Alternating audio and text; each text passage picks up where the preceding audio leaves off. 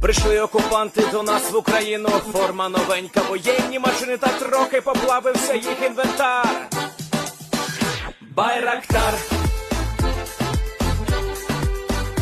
Байрактар.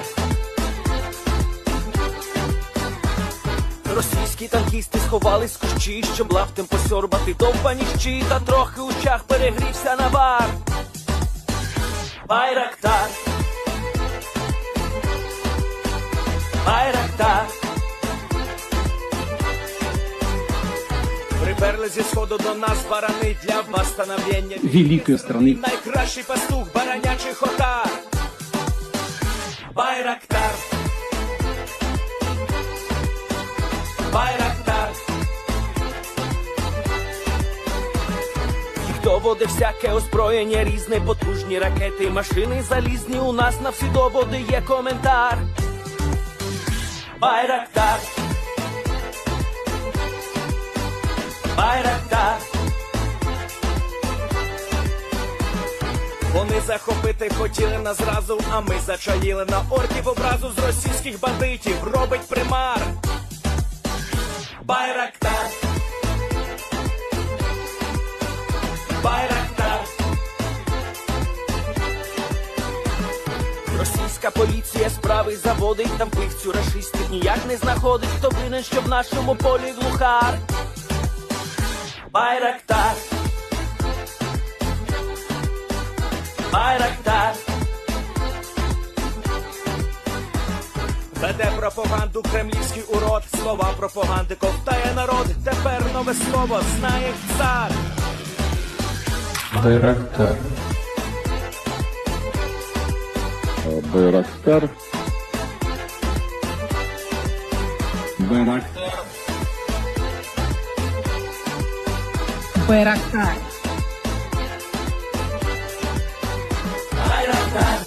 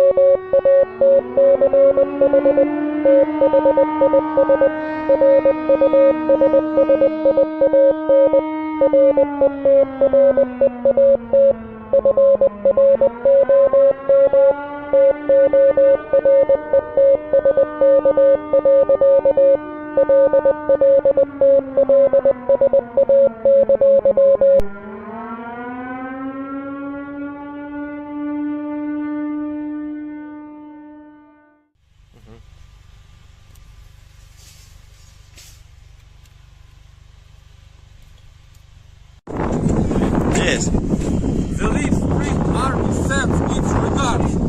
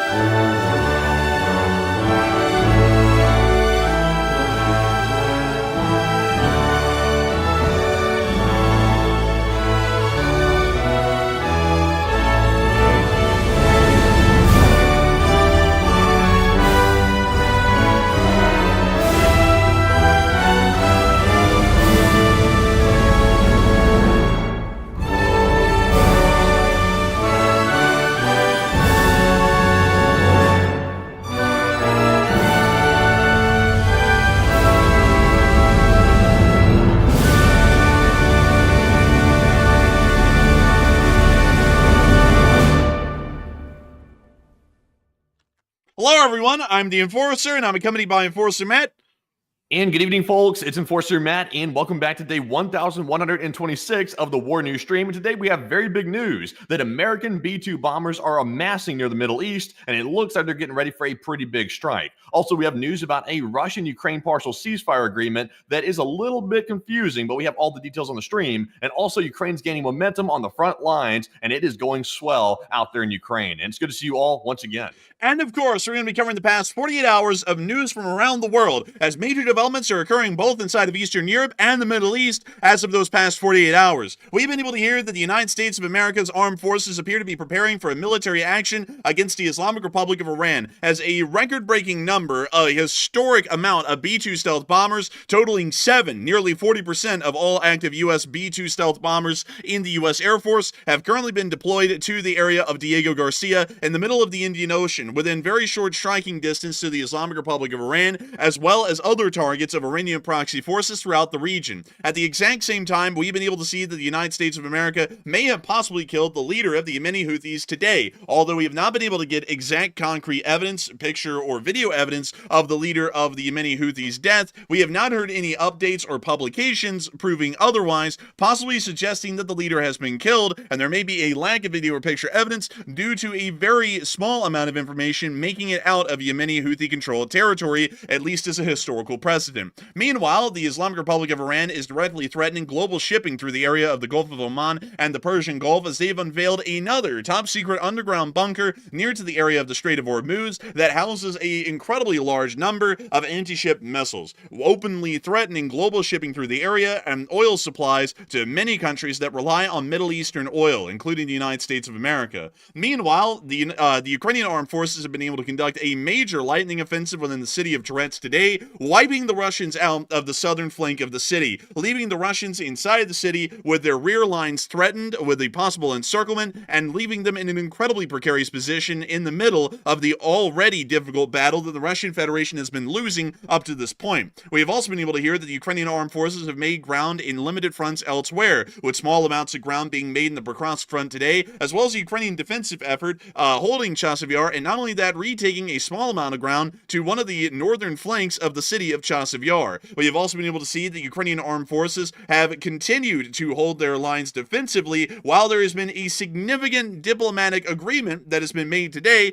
that then turned out to be not significant whatsoever. The Russian Federation and the United States concluded their diplomatic talks inside of Riyadh with fairly unconclusive results. We have been able to hear that the United States of America has touted that they have been able to achieve the peace of our time, a limited ceasefire for energy infrastructure and the Black Sea region that is supposed to have gone into force immediately today with the agreement between the United States and Russia. The Ukrainians have already accepted they will not be attacking Russian energy infrastructure or naval targets for the next 30 days during the course of this limited ceasefire, but the Russian Federation has already backed out, stating that they will not be conducting the limited ceasefire to any degree or counting down the 30 days starting that limited ceasefire until the United States and Europe give in to their demands completely to relinquish Russian banks back into the SWIFT banking system, and to also allow for all agricultural exports of the Russian Federation to any nations that previously dealt with them in trade to once again resume, meaning that the Russian Federation has already deceived and lied to the American diplomatic delegation in Riyadh just hours after the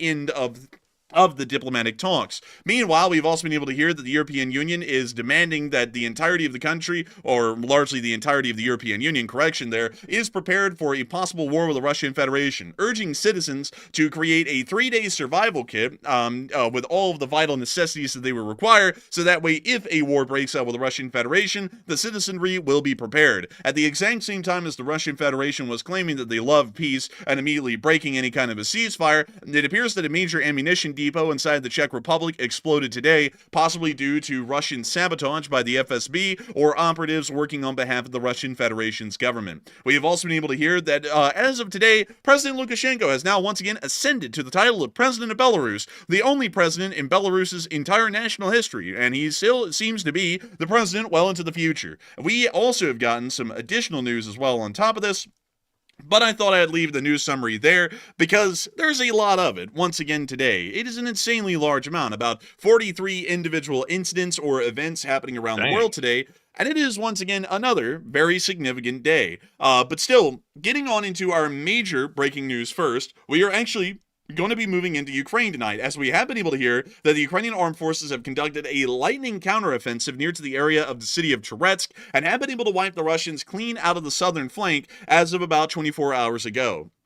The Ukrainian armed forces have been fighting a very pitched battle for the city of Toretsk, as the city of Toretsk is on a major roadway called the T0516 that heads directly into the town of Konstantinivka, and Konstantinivka, much like the city of Pokrovsk, is one of the significant supply crossroads of the Ukrainian armed forces within this direction, and allows for the Ukrainians to be able to supply their forces inside the town of Chasiv Yar, and also within the peripheries of Kramatorsk and Slovyansk further north, or possibly even the defensive lines spanning in between Toretsk and Pokrovsk further south. The Ukrainian armed forces have considered the Battle of Toretsk to be an incredibly important one for this reason, and the loss of the city could possibly start to jeopardize critical supply lines that, at a bare minimum, is keeping the defense of Chasiv Yar operational and at full combat efficiency. We have been able to see that the Ukrainians have conducted a counteroffensive over the past several weeks to liberate the city of Toretsk, and have already encircled and pushed the Russians out of most of the western area of the city of Toretsk over about that past week and a half. Last night, we were able to hear that the Ukrainians retook a massive swath of the southern flank of the city of Toretsk, which we can see right here in yellow, liberating the entire town of Shcherbinivka over the course of just a few hours. It appears that Russian Federation defensive forces within the village of Sherbikina were incredibly weak, and Ukrainian forces were able to conduct a fairly strong counterattack and rout them from the city immediately, possibly leaving the entire southern flank open at this point for Ukrainian advances to continue on, if the Russians have not been able to regroup at this point. The Ukrainians have also continued to drive deeper into the city of Toretsk as well, inside of its southern suburbs, near to the large slag heaps that one would find on that end of the city. We have been able to assume at least at this point, that Russian Federation armed forces appear to be in danger of encirclement within the city of Toretsk for the remaining defending forces that are there. And it appears that within a very close amount of time to the present, possibly 2 to 3 weeks, the Russian Federation, if the Ukrainians are able to keep up this offensive momentum, may be pushed out of the city entirely, and the Ukrainians may be able to liberate the whole of Toretsk from west to east and north to south. This would be a significant move, as this would be pushing Russian defensive lines right back to where they were at the beginning of the invasion of Ukraine in 2022 and stopping them from threatening the city of Konstantinivka, which once again is a major supply crossroads, if they ended up winning the Battle of Toretsk. It appears that the Russian Federation's armed forces are also in a very weak position, as the Battle of Toretsk and Pokrovsk have been considered to be high priority battles for the Russian Federation over the past several months, and a large amount of Russia's most intact units have been sent into these directions to attempt to create some sort of offensive progress that actually would be noticeable and eventually bring the cities under their control. And still, months later, largely 6 to 8 months after the Battle of Pokrovsk began, the Russians are still fairly far away from ever even getting into the city of Pokrovsk, and as far as the Battle of Toretsk is going, it's actually flipped completely in the opposite direction, and they're now being pushed out of the city instead of actually pushing through it and further on into the fields just outside of Konstantinivka. This is letting us know that we will probably be seeing that the situation becomes far worse for the Russian Federation, and it of course is once again a sign that the Russian Federation's armed forces are far weaker and not really up to combat efficiency like many people believed in years prior. But moving on from that and outside of the battlefield of Toretsk, we have been able to see some significant actions going on inside the Middle East today as well. We've been able to hear that apparently the leader of the Yemeni Houthis may have possibly been killed. This is actually Mr. Houthi himself. This is Abd al-Almanac al-Houthi, who is the head of the Yemeni Houthis. It appears that he did not pick up this year's version of the Almanac because it appears that a U.S. airstrike apparently came down on his head today and may have eliminated him. While we don't have any video or picture evidence of this actual hit today, or at least the death of al-Houthi, we are largely able to assume that at this point he may actually be dead. The statements about his death have been circling widely across the internet. This one post about it getting about 250,000 views on Twitter, which is incredibly significant for any single tweet.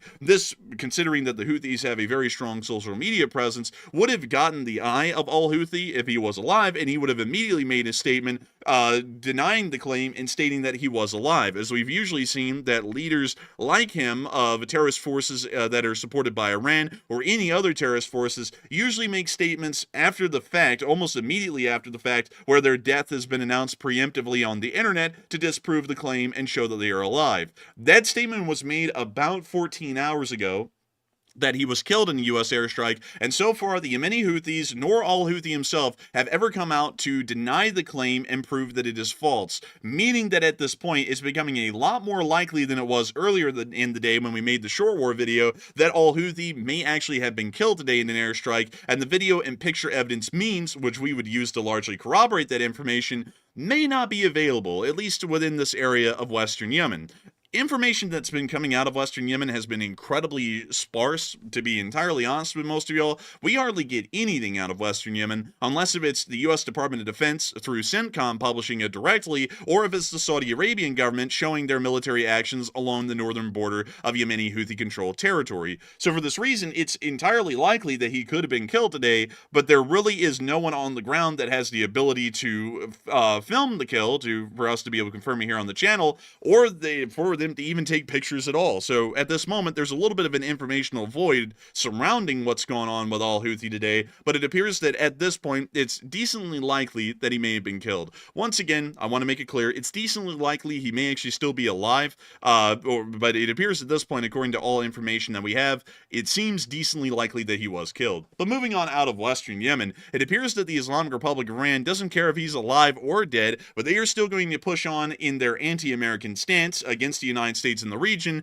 and the endless aggressive U.S. demands for the Islamic Republic of Iran to denuclearize. The Islamic Republic of Iran has made it wildly clear over the past several weeks that they are working on a nuclear weapon, and nuclear research and development is still underway at full speed, and they have no wish or aim to ever stop it, and they are going to continue to create that nuclear weapon, whether the United States imposes crippling sanctions onto the Islamic Republic of Iran, or whether they take military action against the Islamic Republic of Iran. And as military action action seems to be the more likely outcome of this diplomatic spat that we're seeing right now in between the United States and the Islamic Republic of Iran. It appears that Iran is starting to show that it may try and conduct a global act of terror or largely hold global oil shipments hostage, as we've been able to see that a new underground base has been unveiled. That Tehran subway tunnel boring machine has been used more than any other tunnel boring machine in the world at this point, because they have another freaking tunnel and it's filled with anti-ship missiles. Man, they love tunnels. Also, by the way, wait a minute, hold up a second. Go back a couple of frames of that first shot they had right there. Is that a mutt? What is that? Yeah, what the hell is this vehicle, though? It looks like a mutt, like a modernized mutt slightly. Yeah, but it's like a lot more, I guess you could say Bing Shaling, like esque or something. That front grille is not it. Nah, that's not it, Chief. I'm not gonna lie. That thing's a little rough. Honestly, it's busted, in my opinion. Yeah. Like, that thing is terrible. But anyways, when you see them, also, what the hell's up with the suspension? Look at the wiggle on the chassis, man. Like, that thing is literally like shimmying through this thing. Also, I don't think that tire or that wheel is fastened on properly, because every time it turns around, it's like wobbling like left and right a little bit, or the tire's not aligned properly or something. It's like old jalopy. Bro, that is sad, man. I'm looking at that down there. Look, you can actually see that tire, like, wiggling. Anyways, they show off the bunker complex and all of their anti-ship missiles. We can also...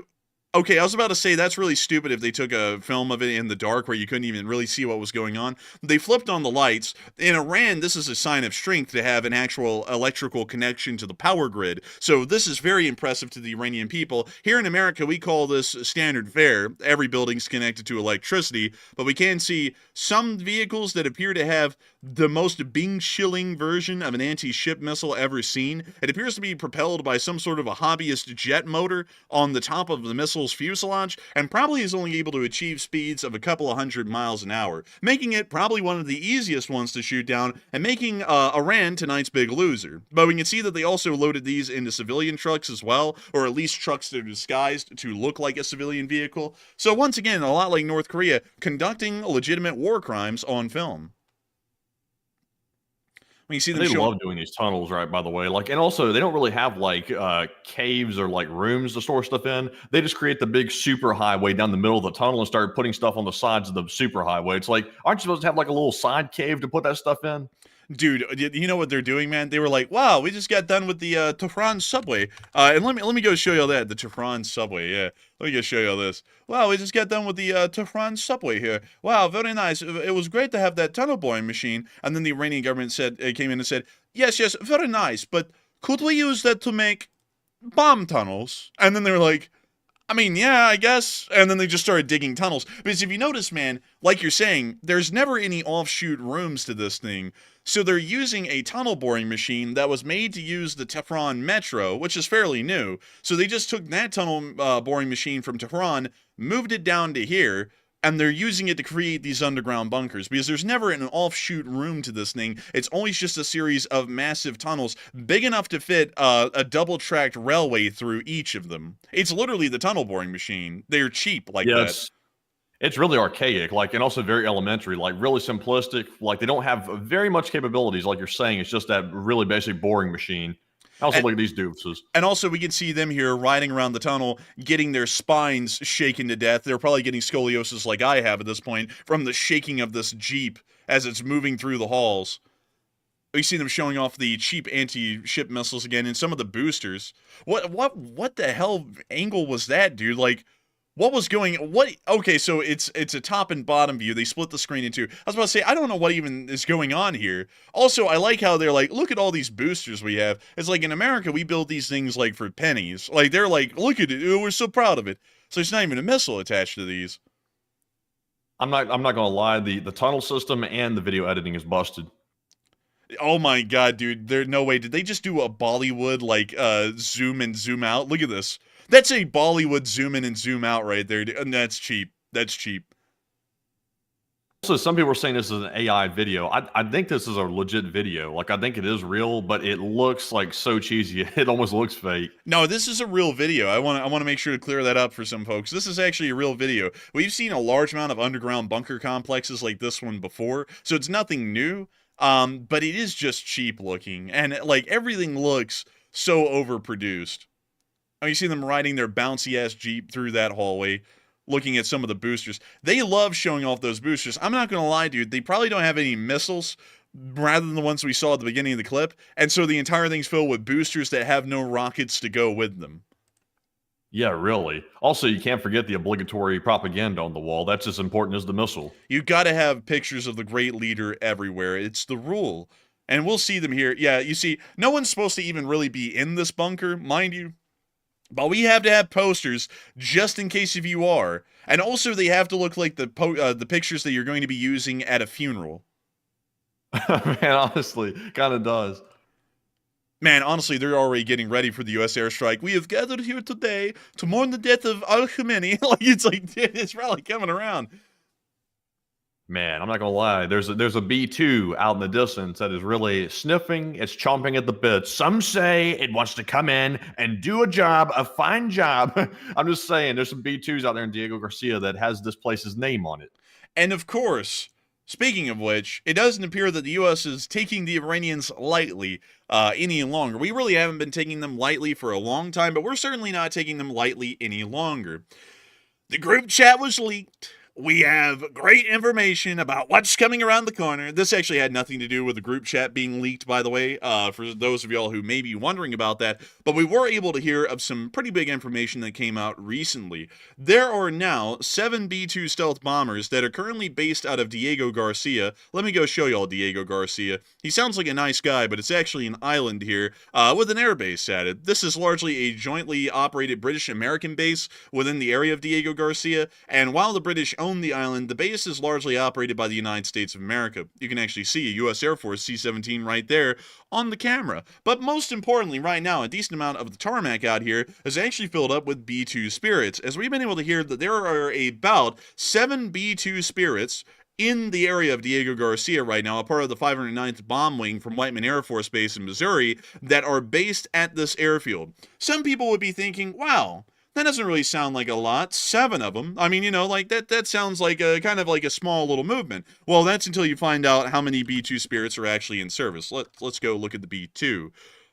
And really quickly, 21 of them have been built, and 19 of them are still in service. Technically 20, but really it's 19 of them. So that means that having 7 of them in Diego Garcia alone means that about 40% of all operational B-2 Spirits in the entire U.S. arsenal are currently at that airbase right now. That is a significant move, to let y'all know. Most of the times, B-2 Spirits never really move out of the United States in incredibly large numbers or hardly at all. They usually are operated from Whiteman Air Force Base in one-off missions where they will take off from Whiteman, fly all the way out from Missouri across the Atlantic into the Middle East, conduct a bombing operation, and then start flying back, and usually they get in-air refueling about halfway on the return trip, and then they return back to Whiteman, Missouri.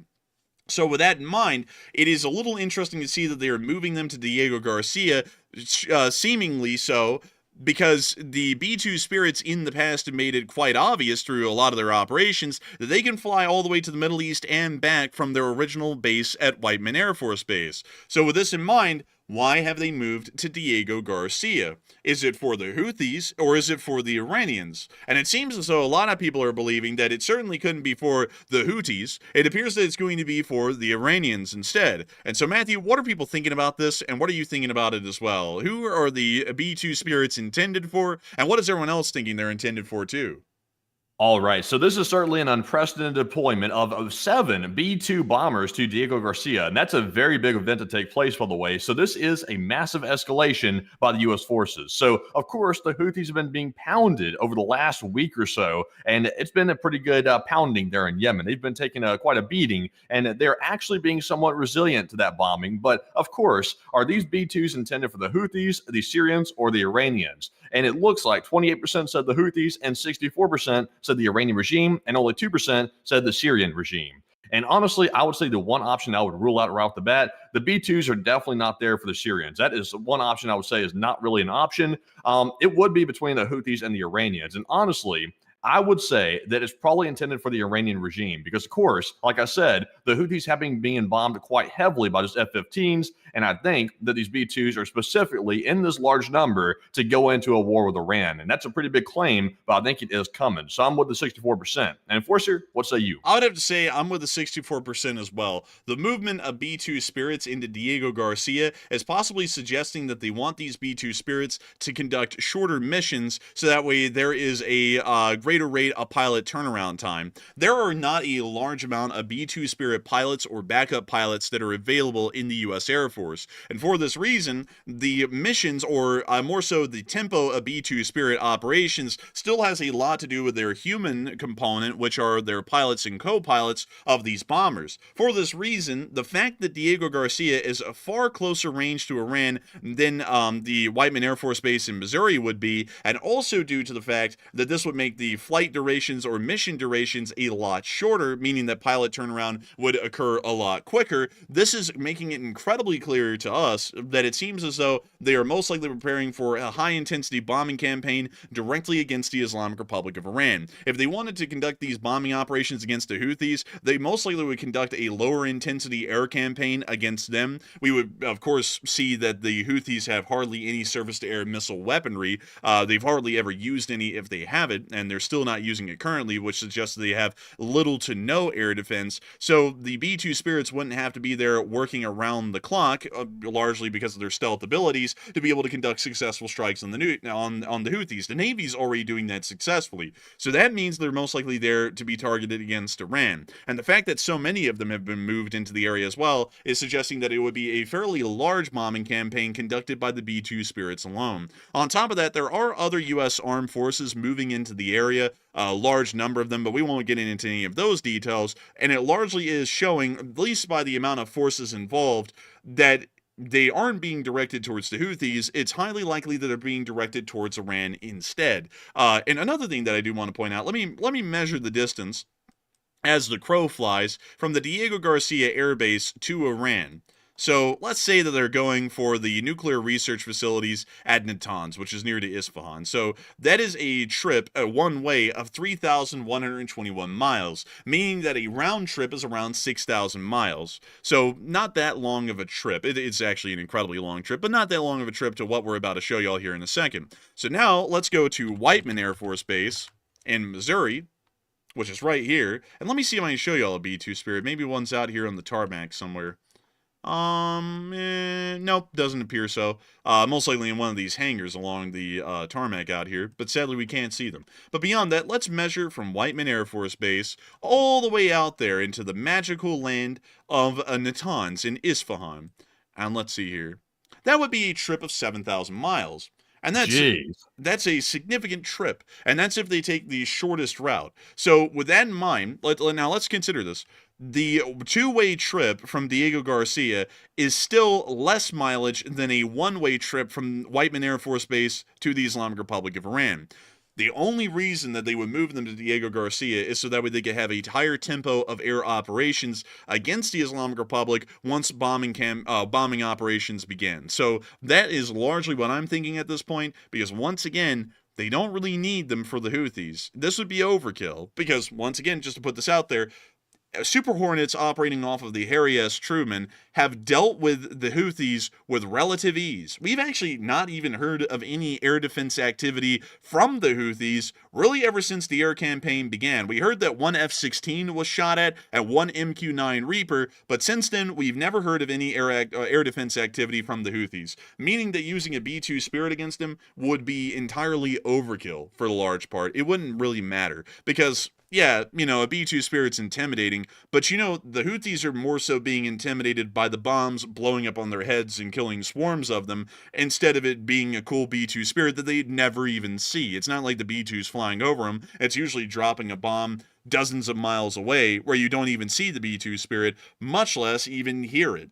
So with that in mind, Using a B-2 Spirit means that you're trying to avoid some form of air defense, and the only country or the only group of people in the Middle East that have air defense of any type right now would be the Islamic Republic of Iran. Hezbollah has practically no air defense, pretty much none. Hamas certainly doesn't have any air defense. The Israelis make quick work of them, and the Houthis have relatively little to no air defense from what we've seen based off of the actions over the past few weeks. Iran's the only one that has them, so that would really be the only likely target for a B-2 Spirit to be used against, because then that means that its stealth abilities have purpose. The Iranians can't see it on radar to be able to lock on a surface-to-air missile and attempt to shoot it down. Unless if the bomb bays are open. But bomb bays are open for a relatively short amount of time, and unless if the Iranians are really able to eyeball the missile onto the target, like what happened with the F-117s over the Balkans, it would be highly unlikely for them to ever hit a B-2 Spirit. So for that reason, that seems to be the clear answer of what they're being directed against. Just to pretty much go down every single avenue or explain really all of the routes as to what we're seeing is possibly going to be happening. But nevertheless, it seems that the U.S. is taking a very strong stance against the Islamic Republic of Iran with these B-2 deployments to Diego Garcia. But moving on out of that and on into Europe again, we have also been able to hear some fairly interesting news going on around Europe, or more so, what's been going on specifically with the peace talks today. But before we get into that, I do want to make sure to address one more thing about what's going on with the B-2s. Are the current B-2 deployments intended to strike targets or merely intimidate? And it seems as though a lot of people right now are going with one option unanimously, which is to strike targets. So Matthew, what are people thinking about that, and what are you thinking about it as well? All right. So it looks like 81% of the audience said it's intended to strike targets, while only 19% said it's supposed to intimidate the enemy. And being the primary purpose of this deployment, I would say it has to be to strike targets, because to deploy 7 B-2s, that is a big undertaking. And also, that is unprecedented, actually. So I would say this is a little bit more than a mere intimidation tactic to make Iran back down. And I think it's actually putting stuff into place to actually go in and bomb Iran and take out their nuclear sites at some point in the near future, maybe in a few weeks or maybe the next month or so. So I'm with the 80%. But Enforcer, what say you? I would be with the 80% as well. Intimidation value is already being provided by the carrier strike groups that are going to be in the area. Those are very visible, very imminent threats to the Islamic Republic of Iran, and those carriers will be the Harry S. Truman, the USS Carl Vinson, which will soon be in the area, and the USS Nimitz, which will be in the area in about a week and 5 days or so. So with that in mind, 3 carrier strike groups are going to be near Iran. That is a very clear act of intimidation. A single aircraft carrier carries about a third of the available aircraft that the Iranian Air Force has. 3 of them means that Iran is dealing with a 1-to-1 fight in the skies from just the Navy alone, much less any of the Air Force assets that will also be in the area here in the future. So that in itself is really the intimidation factor. The B-2 Spirits are being moved there because they're more so an aircraft that isn't there to intimidate, but more so there to get the job done. You'll never see a B-2 Spirit on radar, at least for now, and especially with the radar systems that Iran has, they're never going to see a B-2 Spirit. You really can't be intimidated too much by a B-2 Spirit flying near your country when you'll never even see it to know it's there. So there really is no intimidation factor beyond them just being at Diego Garcia. Maybe that's a little bit intimidating for the Iranians, but honestly, I think they're a little bit too stupid to pick up on them being that much closer to Iran, so probably not. But one thing that will be the fact of the matter with the B-2 Spirit is that they will be able to conduct air operations successfully, even deep penetration air operations into Iran inside of their airspace, and they won't really be able to be detected or shot down by the Iranian air defense because it'll be incredibly hard to see them, especially if these operations are conducted at night. The Iranians really have no radar set. Well, once again, to see a B-2 Spirit, to know it's a threat, it has to be picked up on radar, or it has to be visually spotted. It cannot be picked up on radar, and if you're conducting the air operation at night, it's not going to be visibly spotted. The aircraft is in the middle of the pitch black sky. No one's ever going to see it. So the B-2 Spirits at that point would be able to fly quite literally all the way up to Tehran if they wanted to, and start dropping precision-guided bombs directly in the middle of the capital, and the Iranians would not know until those bombs start exploding in the streets of the city. So with that in mind, these are there more so to strike targets than to intimidate, because once again, if we want to intimidate, carrier carrier strike groups right now are really our biggest intimidation factor in the area. If we want to hit targets, the B-2 Spirit's the one that can fly literally all the way into the country and hit anything anywhere without the Iranians even knowing, as long as it's nighttime. So with that, I hope that addresses that fairly well, at least in my opinion. And also I saw someone saying stars blinking, as in like the B-2 Spirit pretty much is covering up the stars. If someone is outside in the middle of the night staring up into the sky, they're probably already considered to be lunatics. Secondly, if they see stars blotting out in a very, very minuscule area of the sky, and then they're like, oh, it must be an enemy bomber, they're probably going to be taken as crazy. And also on top of that, they're not going to be telling the entire Iranian army, look up into the skies and look for any stars that blot out for like 1 second. Most people aren't even going to see it. Like, your eyes are just going to get moot to looking at the stars, and even if a couple of them blotted out as the B-2 Spirit was covering them up and flying over them, you're not going to be able to notice that or really say anything about it, because, one, it's such a minuscule change for such a short amount of time. You're mentally going to block that out. Your brain usually blocks that sort of like minimalist change sort of a deal out where you really don't even notice it. So the chances of them detecting one with the naked eye in the middle of the night with that thing flying at, say, 40,000 feet, once again, next to impossible. But anyways, with that, it is time for us to move on out of the Middle Eastern segment, because we pretty much covered the whole thing, and now it's time for us to get on into something else that also happened a little bit in the Middle East today, but had a lot to do with what was going on in Eastern Europe.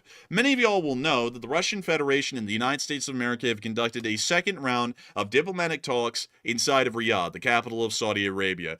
In the course of these talks, it appears that much was discussed and much was agreed upon. Many things, as a matter of fact, were agreed upon.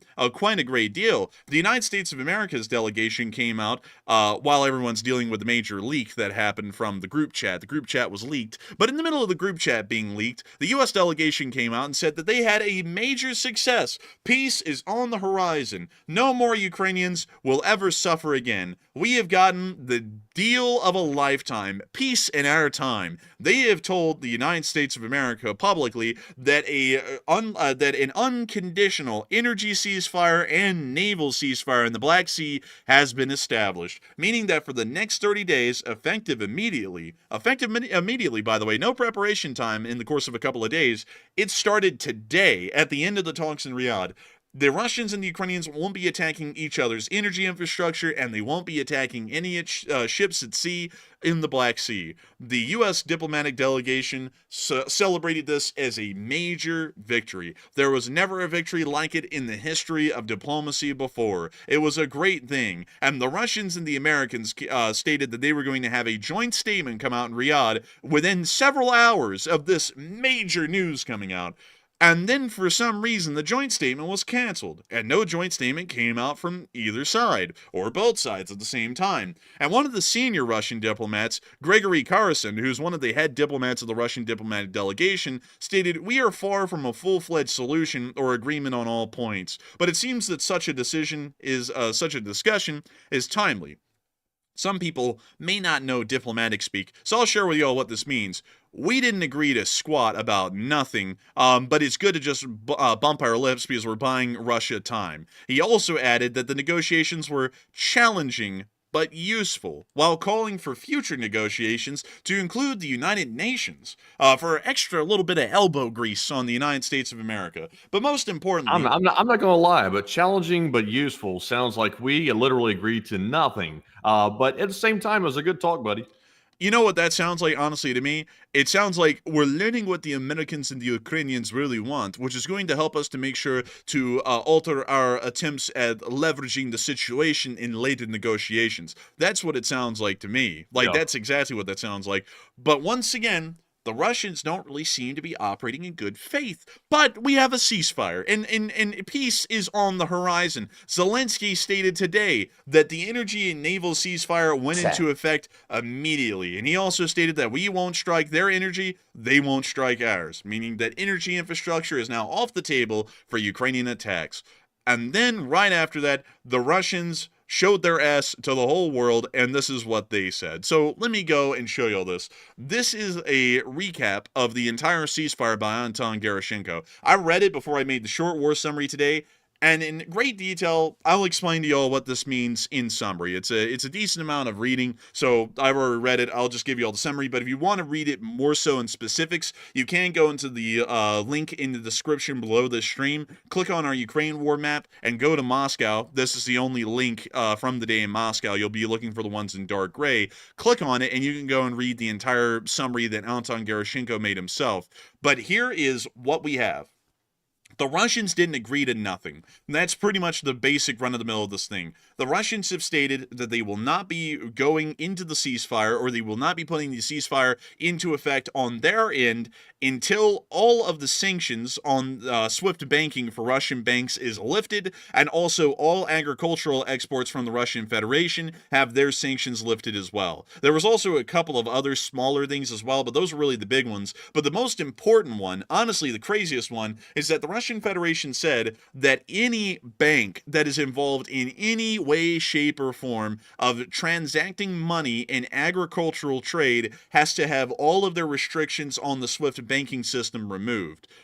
Every single major bank in Russia has some sort of limited banking transactions that involve trade of Russian agricultural products, meaning that the Russian Federation wants to be put back onto the SWIFT system in full.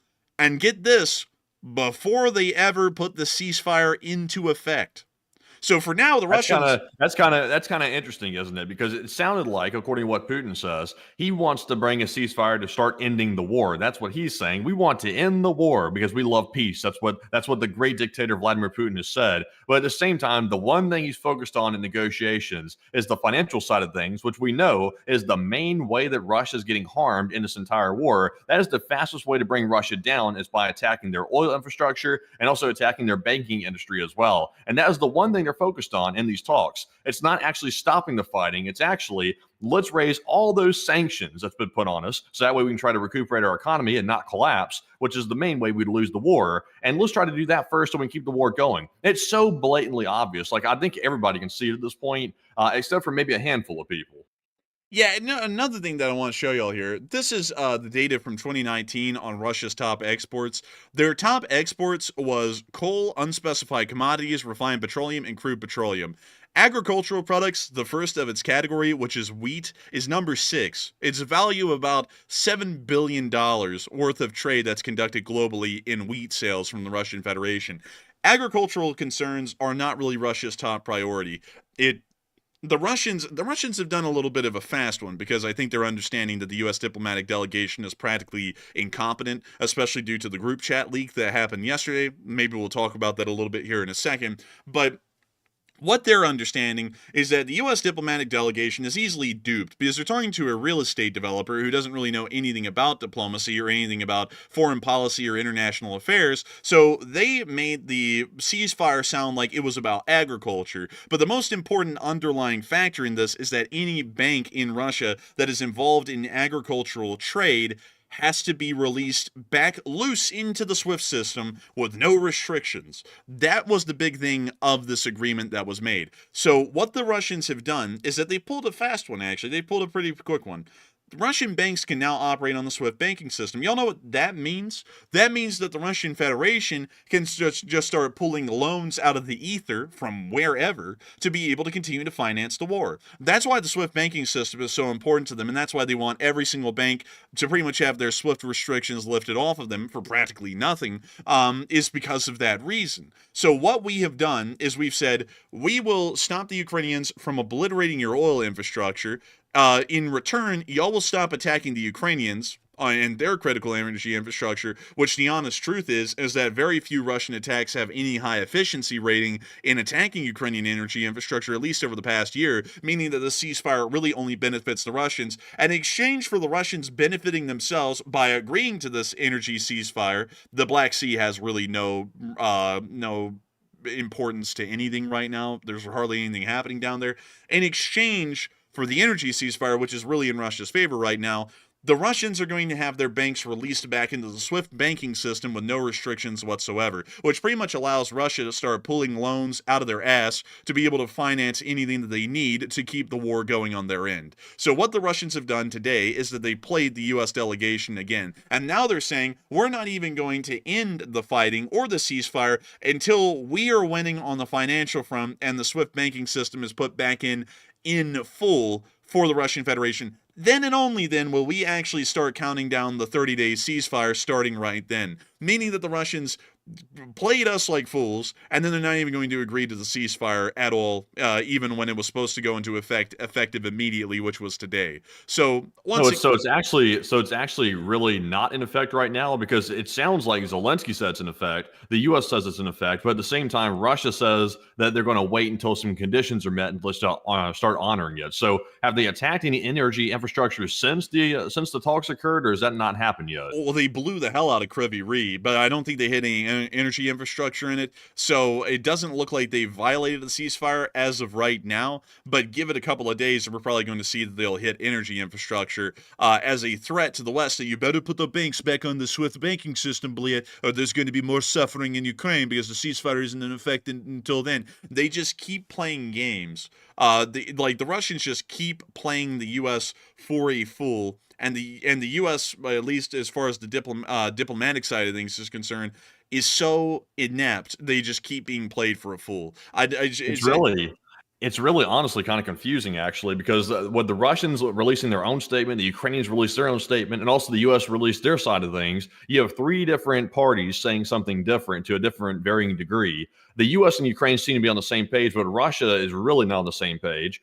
I would honestly say the moment that I heard there was no joint statement from the U.S. and Russia, that was a huge indication that there was no success out of these talks, and that anything that came out of it is either very, very shallow or superficial, or basically meaningless. Because why they cancel the joint statement if it's a big success?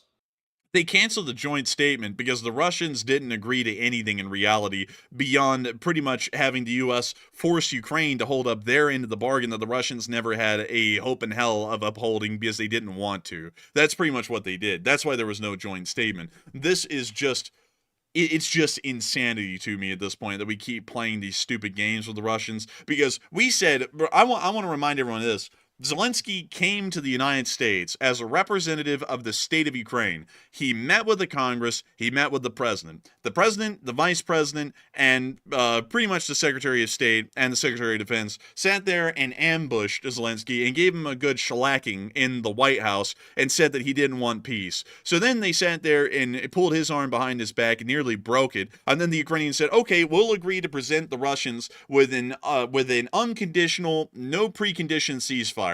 If the Russians accept it, the Russians don't even have to do squat to get into it. We just stop the fighting right here, right now on every front. So then Putin goes in response to that, that sounds great, but honestly, screw that, and I don't believe in it. So then America goes, okay, let's talk to him. So we have one talk in Riyadh. It produces nothing. Then we bring the Ukrainians to Riyadh. Then they go, here are our terms, and this is what we'll present to the Russians in a limited ceasefire. Then the Russians come back down to Riyadh, which was today. They talk to the U.S. delegation, and then they technically agree to something, but then they don't agree to shit, because then they immediately claim afterwards that they're not going to adhere to that until they get everything that they want. There's no good faith or goodwill on their side from any step of this the whole way. Anyone who's telling you otherwise is lying to your face, and they're probably some sort of a propagandist. There's nothing that the Russians have done over 3 weeks now that has been an act of goodwill on the diplomatic side of things.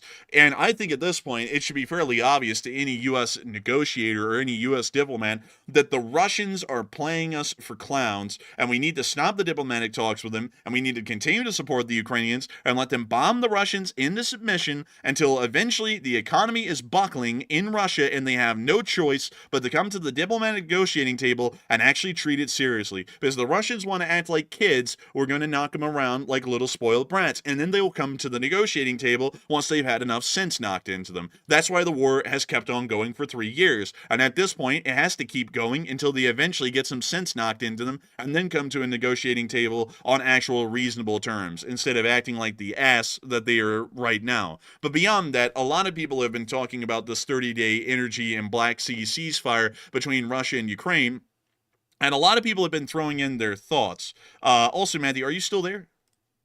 Yeah, I'm still here. Okay, sorry, I heard like some weird sound. It sounded like Discord disconnected, so I was just making sure. But beyond that, a lot of people are wondering, will this be broken? And a lot of people, it's almost unanimous. It's actually one of the most unanimous polls we've seen recently, are saying that the Russians are not going to uphold it a cent. Some people are saying that only time will tell. A very small number are saying it will be successful, and a little group of people are saying that it's unsure or undecided at the moment how this will really go. But Matthew, what are people saying about this, and what are you thinking about it as well? All right. So will this ceasefire be broken? And right now, we're really not even sure if it's in force. So assuming it's in force, will it be broken? And 85% said yes, it will not hold up, while 5% said it will be successful, and only 6% said only time's going to tell. And like I said, there's a lot of confusion around this right now. Without knowing if it's actually in effect by the Russian side, it's really hard to know if it's going to be holding up at all, because there might not even be an agreement. And considering the fact there was not a joint statement from the U.S. and Russia, that really confused the entire situation, because nobody really knows what the real case is right now. Of course, the U.S. is telling its side of the story, Ukraine's telling its side, and then Russia's telling its side as well. And the one thing that I noticed is there appears to be no continuity amongst any of the statements. So you have to have all the parties on the same page, and considering they're not, I would say that it's probably definitely not going to hold up, because they're not even really sure what they've agreed to at this point. So I'm with the 85%. But Enforcer, what say you? I'd have to say I'm with the 85%. This ceasefire is not going to hold up. On the Ukrainian side, it might hold up, because at this point, the U.S. has made it fairly clear, I would say, especially because of today, that the Russians can just play the U.S. for a fool, and we are a fool. But on the Ukrainian side, they just look at us the wrong way, and we're going to go after them. So the Ukrainians are probably going to hold it up on their end for 30 days, and the Russians are not going to hold it up a single hour, probably, during the entirety of the ceasefire. It will probably be broken. I would honestly say, with a good bit of certainty, this ceasefire arrangement is probably going to be broken by the Russians probably within this week. I can promise you all that. They are going to hit a substation, a power station, a hydroelectric dam, or something like that in Ukraine somewhere within the next week. It's very hard for them to do that for the most part, but they probably will end up doing it just for the fact that they want to show that they are not taking any of this seriously. And then you know what's going to happen at this point? Because I have a fairly good idea of what's going to happen. Because it seems, honestly, like the U.S. diplomatic delegation, as well as the President of the United States, is living in an alternate reality at this point. If that happened, they would go, I'm sure it was just a misfire. It wasn't supposed to happen. We'll talk to the Russians, and then the Russians will sit there, Matthew, on the phone, and Putin will go, yes, it was a very unfortunate misfire. Ukrainians, with the electronic warfare, guided it into the substation. I guess that's right, Putin. You have to be right. You'll have great respect for America. I don't know. Like at this time, is remember there was an original energy ceasefire. Like that one was still there. People seem to have forgotten about that one. They had agreed to it. It was in place, and then Russia broke it immediately, and the U.S. pretended like they never broke it, and they actually pretended like it never even existed after Russia broke it. So that happened, I think, a week or two ago. I can't even keep the timeline straight at this point. And that was still a ceasefire that was broken by Russia already. So this new one right here, it's like if they break it a second time, I'm like, if they try to ignore it and do the same thing they did with the first one, the U.S. officials say, hey, look, we're not even really sure what even happened there because there really wasn't a ceasefire. That would be the weakest thing ever, because it's like, what are you going to do? Ignore it twice? It's like at that point, you're just like endlessly playing games with the Russians. There's no progress anywhere, and you're just dragging something out that has no real purpose behind it. Yeah, they're just playing us like a fiddle at this point, and we keep on going along with it and being played. It's so obvious. It drives me crazy at this point how obvious it is and how we keep playing along with it. We need to stop talking to them. They're not our friends. They made that very clear. I think, Matthew, on our Twitter, did you repost the thing that Sergei Lavrov said today about how America and Europe was weak and they were going to create a new world order with China at the helm? Did you put that on our Twitter? I can't remember. I think I did. Let me go check and see really quickly, because I didn't put it here on our map, and I didn't post it earlier in the day in the Short War video, but there was a wild... Yeah, actually you did. So, here we go. This is it right here. So this is what Lavrov had to say about the situation today. And this was a statement, mind you, that was coming out at the exact same time as the diplomatic delegation was speaking in Riyadh with the United States. This is what he said on a flip note in Russia at the same time. And this is the foreign minister of the Russian Federation. So his word is largely law when it comes to foreign affairs for the Russian Federation. With the full connivance and complicity of the European states on all corners, except the Ukrainian one, I've already said, shout about their commitment to respecting human rights and minority rights, but Ukraine is different. These are Nazis who have been brought up for another attempt to put all of Europe under Russian Nazi banners for a war against the Russian Federation. And you then know what's weird about that statement right there from Lavrov is he's totally omitting the United States from that. The United States is still one of the biggest funders of the Ukraine war effort, and it matches up with Europe. So he's totally leaving the United States out because he's trying to pit Europe against the United States and hope that the NATO alliance will completely fall apart. That would be Russia's best case scenario if NATO completely fell apart. The U.S. went about its own business, Europe went about its own business. So that way Russia in about a year or two can decide to invade Latvia or Lithuania without any NATO support from the United States. That would be their best case scenario, and that's more that Russian propaganda talk right there trying to split the two up. But you know, this fiery rhetoric here, while they're trying to do that little game that you're saying, I would completely agree. This fiery rhetoric against the Europeans and saying pretty much that they will pay for what they did because they're little bastards that are going against Russia, that's what they really think about the United States. They're just not saying it publicly because they're still wanting to play the United States government for pretty much the fool that they're being played as at this point on the diplomatic level. That's why they're not saying that. But they have the exact same statements and mindset about that as they do with Europe. In fact, I'll tell you this today. Propaganda channels in Europe really, well, in Russia, really are, you know, their thing on their own. And while there's a lot of state control of the media, you can't take every single statement that they say and run with it and act like that's a statement of the Russian government, because it isn't. But I saw a Russian propagandist channel today. It was clipped and put out on Twitter. They were laughing, man, like on this propaganda channel at Witkoff, because he actually believed the statement that Putin said, yes, the energy ceasefire goes in effect right now, Mr. President. And as a matter of fact, already some of the drones that were going to attack their infrastructure have been shot down. They were laughing at Witkoff and saying, man, he's like an empty-headed fool because, like, obviously we didn't shoot down our own stuff. Like, that would have been stupid. Well, that's why they wanted Witkoff, because he's and also, like, I don't know Witkoff personally. I don't know much about his personal life. He may be a great guy, but the problem is, though, he's a lawyer, he's a real estate investor, he's not a expert in geopolitics or a diplomat. So he's jumped into a field which he's really not familiar with. General Kellogg was familiar with it. He was a U.S. Army general, lieutenant general, and he had the qualifications to actually conduct these negotiations and be the liaison between those two countries. But that's why Russia wanted Kellogg out so bad, is because they needed somebody like Witkoff that they could dupe just like that.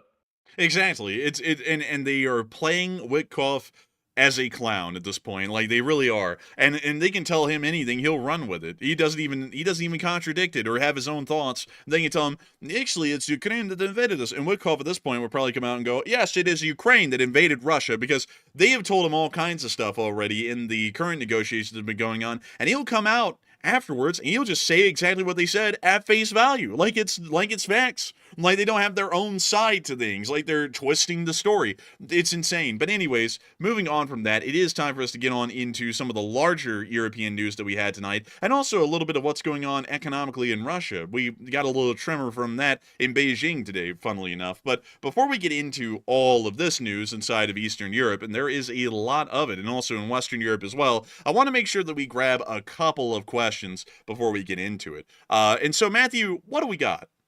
All right, so our first super chat of the night is going to go to a channel legend. It is K-Dub Janky, who put in a very generous $100 donation, and thank you very much, K-Dub, for the largest super chat of the night. We do appreciate that. And they said, awesome channel, guys, and thank you for the coverage. I love it. And my 88-year-old dad said, these guys getting it right, and the regular news is garbage. And I agree. And also, our family appreciates all your effort and LSA. And thank you so much for the massive support, K-Dub Janky, and the kind words. Thank you very greatly for that. I love to hear that your 88-year-old dad said these guys are getting it right, because I'd hope so. Not a lot of people go out there and just spit out the raw facts, you know, the analysis, the news, or more so the overlying picture of things. But I'm glad to know that a lot of people are enjoying that here on this channel, because we like to keep it real as we can. Man, I'm so real. Like, we like to keep it as real as we can, and hopefully we've been able to do that tonight. What is going on at this point with the negotiations is absolutely abhorrent, in my opinion. Like, of course, not getting into a domestic political side and saying, you know, because I know some people are going to try and insinuate this, oh, the Democrats would do it better. No, I'm not trying to get into that at all. I honestly think they probably would have done as badly in a different way. But what is going on right here, this is absolutely absurd with how the negotiations are going and how we keep getting played. We've been played twice now. We got played the first time when the president called up Putin, and Putin said a ceasefire is going into effect today. We got played then because it didn't go into effect, and just a couple of hours later, they knocked out the power plant just north of the city of Slavyansk. The thermal power plant there, they knocked it clean out 3 hours later. Then we're going into this one after the first energy ceasefire was broken blatantly with pretty much malice by the Russians to clearly show that they don't take the U.S. seriously. Now we've gone into another ceasefire agreement with the Russians on energy, again on an official level in Riyadh, much like the first one. And now we're going to see the Russians are going to break this one. They've already stated that they are not going to follow it, and they're going to be negligent in their duties of upholding their end of the ceasefire at this very moment, as soon as they came out from the negotiations. And they're going to do it. They are going to hit another substation or another power plant. And then what are we going to do then? Are we going to brush that one under the rug and act like it didn't happen? Are we going to have a third talk with the Russians in Riyadh about a limited energy ceasefire and naval ceasefire for the third time? Or are we going to give up and see that they don't really have the salt to follow through with what they're saying and that they're operating in bad faith? I hope that we finally, by the third time around, will understand that the Russians have no respect for the United States or the Western sphere, and that we have to continue to push against the Russians as much as they can, or as much as we can. They are an enemy of the United States. It is not by our choice, it's by their choice, and we have to play with the cards we're dealt. We can't say they're friends when they're not our friends. But I have to thank you so much for really appreciating this channel, KW Jenky, and I also got to thank you for your dad appreciating this channel as well, because we are happy to know that we're able to provide news to y'all and everyone else who's been watching tonight. We have about 8.8 thousand people here right now watching the stream, and we are honored to know that each and every single one of y'all are finding a good amount of value, or at least a good amount of information from the stream. And so with that, a huge thanks to you so much once again. I hope that does address that incredibly well, and we are on to the next one. All right, and our second super chat of the night goes to another channel legend. This time it is Just Chillin', who puts in a $50 donation, and thank you very much, Just Chillin', as well, for helping to keep the channel running. And they said, your commitment to excellence is truly inspiring, and keep up the amazing work. And also, thank you for always going the extra mile to bring us the news based on them facts. Oh, the enforcers. They've always been known for their excellence. There is a YouTube channel inspired by that same Enforcer excellence, and that is the Enforcer News. It is vintage dated and like the best YouTube channels. I forgot the line. But beyond that, I do thank you for the support, Just Chilling, and helping this channel to keep on running. And thank you so much for the really kind words. We try our best to make sure that we're always going the extra mile each and every night, trying to clear out all of the crap and get you all just straight into what the actual news and what actually is going on and everything else in between with that. And I thank you so much for really appreciating that, Just Chillin'. You and KW Janky have been around for a really, really long time. And I got to thank you all massively. I got to thank everyone who supported the channel tonight massively for enjoying this channel and going out of your way to support it, because none of y'all have to support it, yet y'all do. And y'all are helping us to make this thing possible each and every day, for us to pay our bills, for us to keep working at this thing pretty much non-stop daily. And I got to thank y'all greatly for that. And I got to thank you greatly for that as well, Just Chillin', and the incredibly kind words on top of that. And of course, long live the Lee Spring Army. And we are on to the last question of the segment, and then we're going to be moving on into the rest of the news. All right, and the last super chat of the segment goes to none other than BC Skyman, who's, of course, a longtime channel legend. And thank you very much, BC, for that $50 support. And once again, helping to keep the channel running. And we sincerely do appreciate it very, very much. And Enforcer, what say you? And I got to thank you so much for the support, BC Skyman, an absolute channel legend and an old guard. And I got to thank you so much for being here and helping this channel to keep on running once again tonight. You are always a major contributor to the channel. and a major supporter. And not only that, you're always here practically every single night in the live stream, unless you're on a hunting trip. I got to thank you so much for being here tonight and massively supporting the channel once again, because while you didn't throw in a comment, I know that you got great things to say about the channel, and we are massively appreciative of you, and we're massively appreciative of having you here, whether you're supporting or not. And so a huge thanks to you so much once again. And with that, it is time for us to get on into the news inside of Europe, because oh buddy, oh howdy, there's a lot going on in Europe. As of today, we were able to hear, at least out of the NATO headquarters in Belgium, as well as the EU Parliament, which is also in Brussels, that it appears that a 3-day emergency kit has been decreed by the European Union as a necessity. Bottled water, energy bars, not Cliff bars, they taste like chalk, flashlights, and more are required by the European Union for every household in the entirety of the EU, all 27 countries, for them to have a 3-day survival kit ready in case a crisis strikes, largely a conflict or natural disaster. It appears that the entirety of the European Union at this point, including the EU Parliament, is gripped with the fear that this conflict will extend into Europe here very soon. We've already seen that the Polish are conducting mass conscription and training at a minimum for their male citizens. We've also seen that simultaneously, it appears that Lithuania and Poland are also mining their borders near Kaliningrad and the borders of Belarus. It seems that everyone in the region, everyone in Europe for the large part, is under the same mindset and same conception, which cannot be misguided if all of them are on the same page, that the Russians are going to be extending their war into Eastern Europe at some point in the future, and they have to get ready. Not only that, we've already heard that a former Supreme Allied Commander, General Sir Richard Sheriff of the United Kingdom, has stated, "The Russians have new war plans. We have at best 2 years to prepare before they attack Europe. Russia spends now 40% of their gross domestic product on rearming. They need a truce in Ukraine to prepare for the next phase, which will be moving into the Baltics and possibly parts of Poland." It is wildly obvious at this point, insanely obvious, that many people are saying the alarm bells are ringing and the Russian Federation is going to be moving into Europe. They wouldn't be going through all of the efforts in Lithuania and Poland to mine their borders and also start mass conscription if that wasn't the case. And I'd have to say at this point, with everyone saying almost the same thing in Europe, it has to be evident and clear that the entire region is concerned the Russian march is going to move from Ukraine and westwards into Europe itself. We've also been able to see in the Czech Republic today that an ammo depot exploded in the area of Borzhina under very suspicious circumstances, as the facility produces artillery shells for the Ukrainian army. And in 2014, Russian GRU agents blew up the ammunition depot in another Czech city, killing 2 people in that explosion, and that was largely confirmed by investigators back in the day, meaning that this explosion may also highly likely be some sort of a sabotage attack by the Russian FSB, the Russian GRU, or any supporters or sympathizers of the Russian Federation, meaning that it would be a Russian-inspired attack. It is highly likely that that is the case, and it is once again showing us that the Russian Federation is continuing their hybrid war against Europe and continuously trying to sabotage critical infrastructure and war industry to be able to give the Russians a better footing and to slow the militarization of the European nations. Many people have been saying that Russia continues to insist on taking Ukrainian territory and Ukraine's nuclear power plant to end the war. And a lot of people have been putting in their thoughts on that as well. We're actually going to be getting to that here in a second, but well, at least the news we'll be getting to here in a second, but we'll get to the poll right now, although I haven't covered it yet. So Matthew, what are people thinking about that, and what are you thinking about that as well? All right. So with Russia really not caving in whatsoever, they're insisting on taking the Ukrainian territory they've already, quote unquote, annexed. That's stolen territory, of course. And they also want the Ukrainian Zaporizhzhia nuclear power plant as well. They said today they will never give that up under any circumstance, which is quite a hell of a position to take.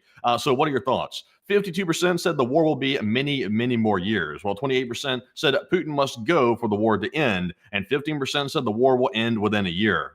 And honestly, I hate to say this because it would be better for the war to end sooner than later. I think the war is going to continue on. And in fact, I think the war is going to expand beyond Ukraine and into another Baltic state. For example, Lithuania, Latvia, or maybe Estonia. It could be one of those states as well. Because it sounds like Russia is gearing up to escalate, not de-escalate. And also, they're not giving in these talks, and they are very clearly going into them with a bad faith negotiation. So with all that factored in, I would say, sadly, I'm with the 52%. I think the war will be going for many more years, and it'll probably expand beyond Ukraine, like I said. But Enforcer, what say you?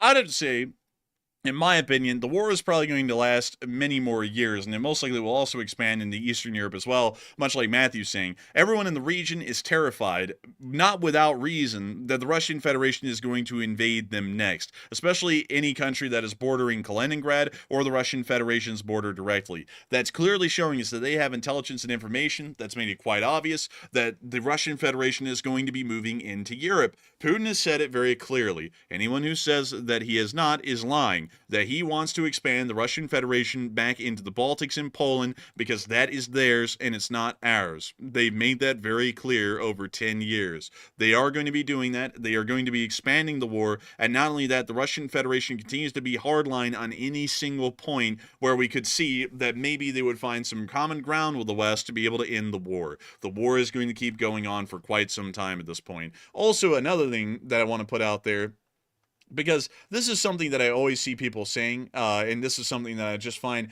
wildly untrue, incredibly untrue. And let me see here if I can get the info on this. Let's see here. Europe as a combined military. Let me go get that real quick. Let's see here. Let's see. Dang, it's really hard to get this information, but I was wanting to share with y'all something because for some reason there's this concept here in America by some that the Europeans are weak. They're feeble. They cannot defend themselves, and they don't spend anything on their military. I wanted to put this out there because this is something I find very interesting. In terms of active serving members across the EU or the European contingent of NATO alone, they outnumber the currently active serving members of the U.S. military by 500,000. The U.S. military is about 1.2 million strong right now in terms of active personnel. Europe as a combined entity has 1.7 million active service members at this very moment. That's not including Ukraine, and that's only including the EU NATO countries as a combined fighting force. They spend $350 billion on the military annually. So Europe, as far as spending is concerned, is actually the second largest military spending power on the planet, only behind the United States. They beat China by about $30 billion, and they beat the Russians all week long. The Russians don't even get close to that kind of spending. Another thing is that in terms of tanks, aircraft, armored personnel carriers, artillery systems, and HIMARS,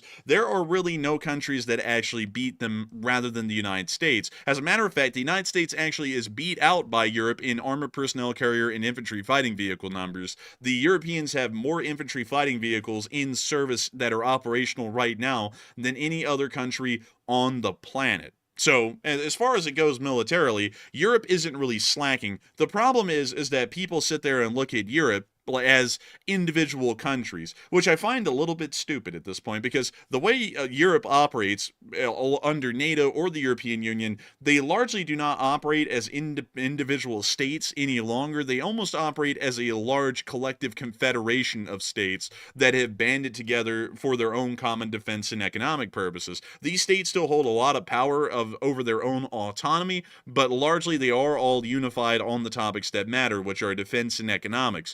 Meaning that you really have to look at them as a whole. Because taking the same argument, someone could say that America is weak because the state of Alabama has no National Guard hardly. They only have a couple of active Air National Guard squadrons or fighter squadrons that are stood up. They hardly have any infantry. The state of Alabama is poor and weak. And how far Alabama's fallen. I mean, it's just a tragedy. You can make that same argument for almost every single state in the United States if you wanted to sit there and talk about how weak a system or a group of people is individually. But that's not how anyone looks at the United States. We look at it as a unified power, largely because we aren't a confederation. We're a federal republic system. But nevertheless, you could make the same argument if you wanted to, and then say that a whole bunch of U.S. states are wildly weak and feeble and open to invasion. I mean, Wyoming could be curb stomped. There's only 400,000 people there, and there's nothing there. They don't even have a National Guard, damn it! You know, it's like, you can make that same argument for any U.S. state for the large part, and yet we don't. But when we talk about Europe, some people like to do that when they don't operate as individual states. When it comes to the defense, they operate as an entire unified bulk entity, much like the United States would in a time of war.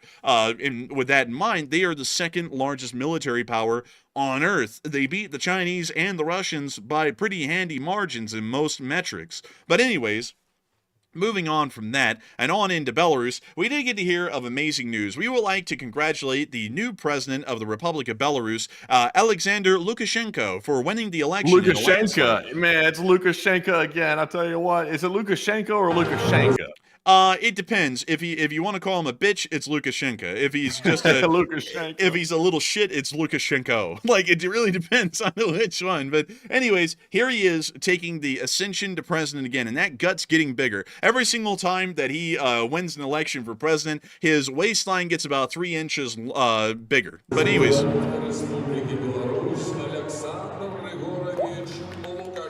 Uh-oh. I heard some water dropping. Man, honestly, they need to get a bucket under that. I think the ceiling's caving in nearly. Also, what happened to Fifi? Where's Fifi at? My dog, we have it slaughtered and cooked for barbecue for the celebration. I can't believe I won the election. What the hell's that dripping noise? That's the sound of the leaky roof, like you said. Also, what's this music? Is this like the cartoon music for like a leader? Man.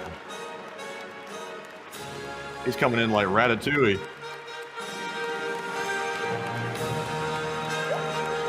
What is that dripping noise? It's driving me freaking crazy. They got a water leak. Oh my god, there it is again.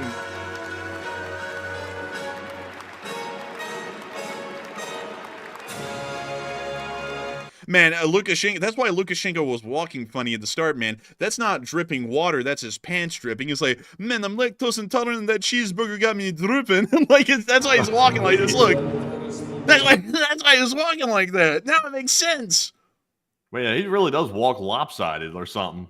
Dude, he honestly walks like he's plastered, really. Like, it almost seems like he may be intoxicated. Yeah, he's intoxicated on that fake power. Man, he's intoxicated on that powder, too. But moving on from that, big congratulations to Lukashenko for winning the office of the president of Belarus. Again, as far as presidents of Belarus, he has been the first through the 7th president of Belarus. The first president was Lukashenko. The second, Lukashenko. The third, Lukashenko. The fourth, Lukashenko. The fifth, Lukashenko. The sixth one, Lukashenko. And finally, the 7th president of the Republic of Belarus will be Lukashenko. It is amazing to see how fair and open and transparent their elections are, because no other leader in the history of the world has been as successful and popular as Alexander Lukashenko. So moving on out of Belarus and on down into Ukraine, outside of that joke, because he's, you know, he rigs the elections. I mean, that's fairly obvious. He was the first president of Belarus. He's never left, and he always wins every single election handily. No way that you can do that. No one's ever survived that long in an actual democratic process, no matter how popular they once were. But moving on from that, and on down into Ukraine, we were able to hear the air defense report over the skies of Ukraine. The Russians launched 139 drones and an Iskander. The Iskander was not shot down, but the Ukrainians did shoot down 78 drones, and 34 of them were intercepted with electronic warfare measures, meaning that most of the drones were shot down, but sadly the Iskander did make it through. Moving on from that and into our location unknowns, we also saw some fairly interesting clips. We were able to see some pictures of the border guards going under training, and look at that M113. Goodness gracious. We can see some Ukrainian soldiers dismounting from it as the smoke grenades are popping off in the background, and we now see them getting right into the trench warfare training, one of the most important parts of training for the Ukrainian armed forces, and especially the border guards, because those Ukrainian border guards right there, if you don't have papers, you don't get deported, you get shot. It's a very big difference. But moving on from that and into the next clip, we can also see a very interesting picture right here from a Maxar satellite. And this is an indiscriminately picked, unknown area of the front lines in Ukraine. But one thing that's interesting about it is just the sheer amount of craters that can be seen on the Maxar satellite in the surrounding fields on this one picture. And they actually created a system that counted all of the individual craters and then put together their total. In this one picture alone, there is 1,778 craters. In this insane... 1778, that was a good year. Man, 1778, that was a good year. I think that was the Battle of Brandywine Creek right there. Let me go check. Let's see. Battle of... was it really the Battle of... hang on, hold up. Let me go check this. Oh, dagnabbit, it was September 11th of 1777. Well, Oh, that's what? Oh, that's a bad day. Mr. President, they hit the second, they hit the second red coat. It's oh my god. But anyways, it appears that I got the Battle of Brandywine Creek a little bit off. It was a couple of months before 1778, but still kind of close. I believe the Battle of Monmouth was in 1778, but beyond that, it is still very nice to see that that it appears that the Russian Federation or the Ukrainians are able to prove that the fighting has been pretty extensive and not really moving a lot over the course of several years, which is showing that the Ukrainians are able to defend their positions fairly well. But moving on from that, it's time for us to get on into the Russian casualty report, and I called this the President of Ukraine. Silly me. We need to get into the Russian casualty report right there, and so let's take a little gander at it. Oh! No, they got 0 Bobcats, but Enforcer, tell us about the positive losses here, not the 0 Bobcats, because it seems like they've gone extinct, these Bobcat losses. I tell you what, I think they might have smacked all of them that they had, but tell us more. Man, I heard that the Russians leaked a group chat, and they said that they just ran out of them. But moving on. Oh, is that Putin PC small group? Yeah, that's something like that. I think it's like I think they call it Kremlin Shaker Central or something like that. But boy, moving on from that, Miss Disa, the keeper of the record, stated that all are below the 7-day averages, but after the last few days, they need a break. I'd agree. They really do. But moving on to the casualty report, while it isn't the most impressive one, it still wasn't that bad. 1,180 Russian soldiers have been wounded and killed over the past 24 hours, along with 18 armored personnel carriers, 98 supply trucks, 5 main battle tanks, 61 artillery pieces, 118 drones, 3 MLRSs, and that was it. It still was a fairly decent day, although the numbers weren't incredibly high. The Ukrainian actions on the battlefield were incredibly good. But moving on from that, we did get to hear that some Russian prisoners were taken by the 115th Mechanized Brigade in the area of Kupiansk. And we can see that clip right here. We can also see this. Oh, they got the dog on them. They got the dog there for them. Man, they got that dog with them. Like they got that dog with them. Man, you don't even need to guard him with that dog back there. You can tell that's Chomper right there. He'll take care of it. Man, Chomper, he's wanting some bones, and he knows that the Russians are full of them. But moving on from that and into Severonsky, we also got to see the Russians getting hit in the woods by the FPVs. We see a BMP. I think that may have been a BMD, actually. We can see another APC getting hit. Couldn't tell what kind that was. Honestly, they cover them with so much stuff these days, you really can't identify them easily. But all of them are pretty much the same. The armor's relatively thin on BMPs and BMDs, as well as MTLBs.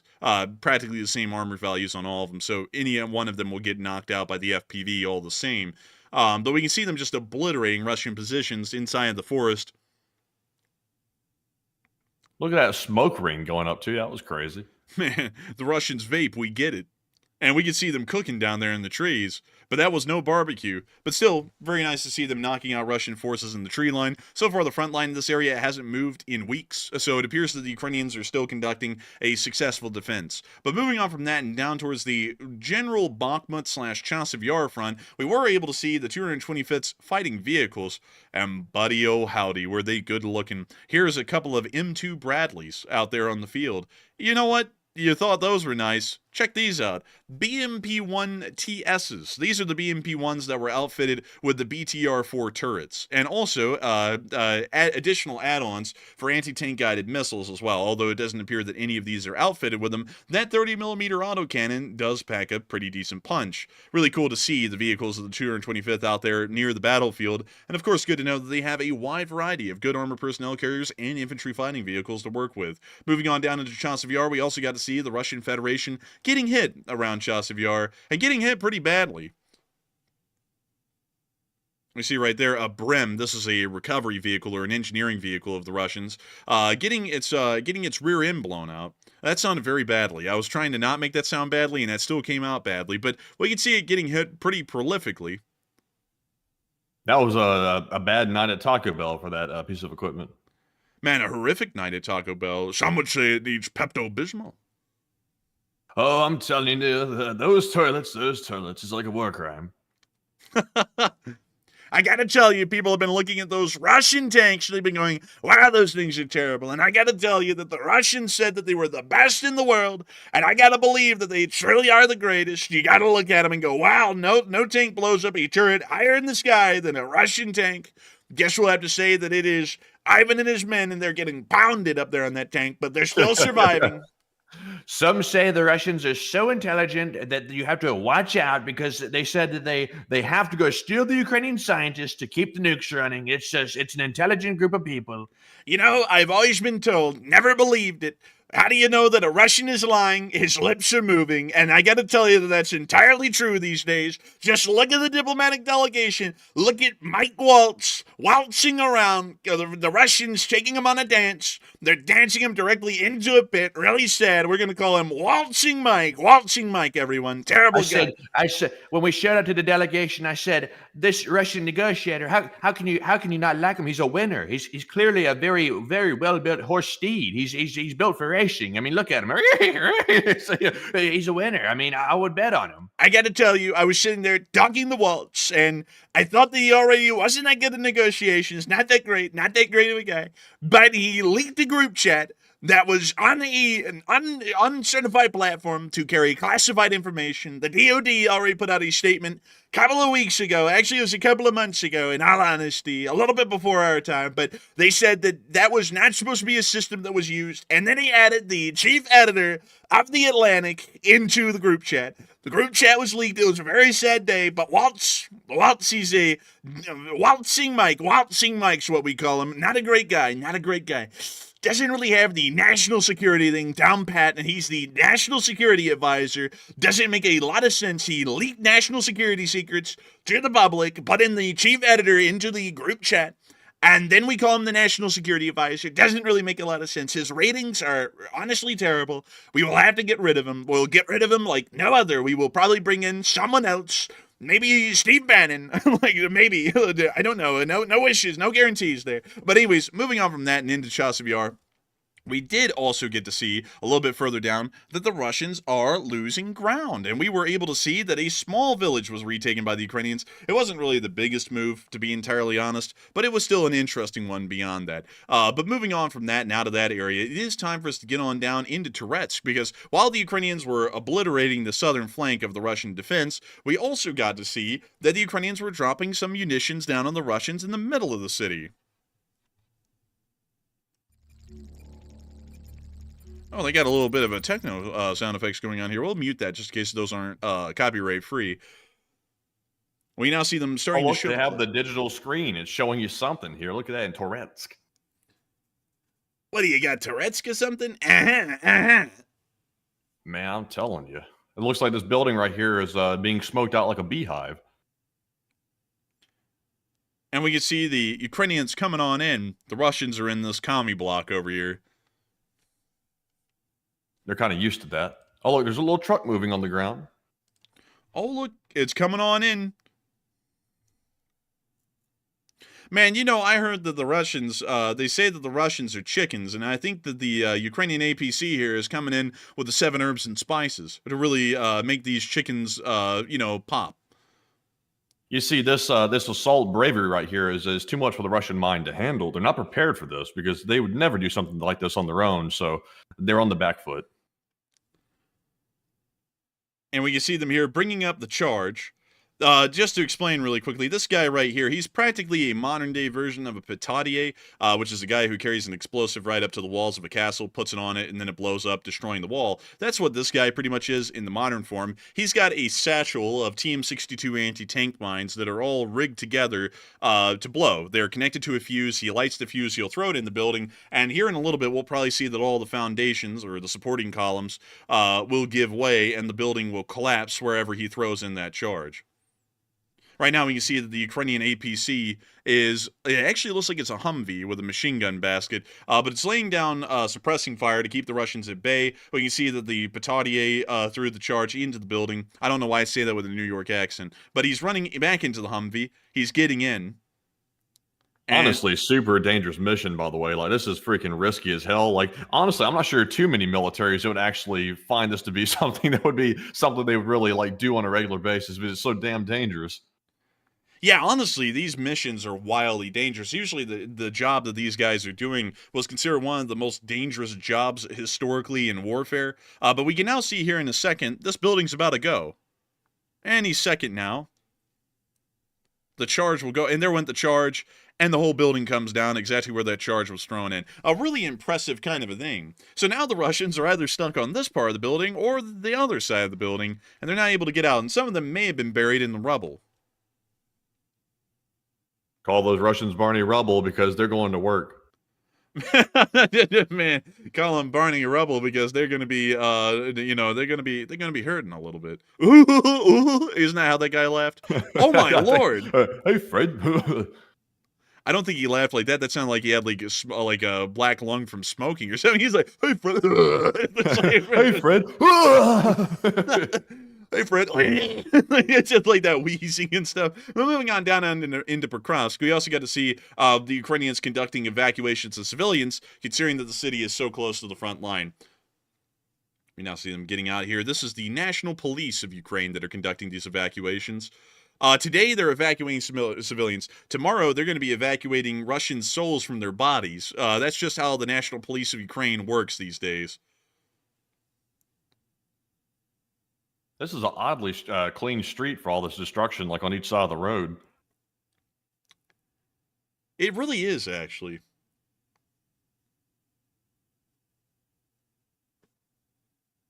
We see them getting some of the civilians out here with all of their luggage. Quite a lot of luggage. Damn, this woman's got a lot of stuff.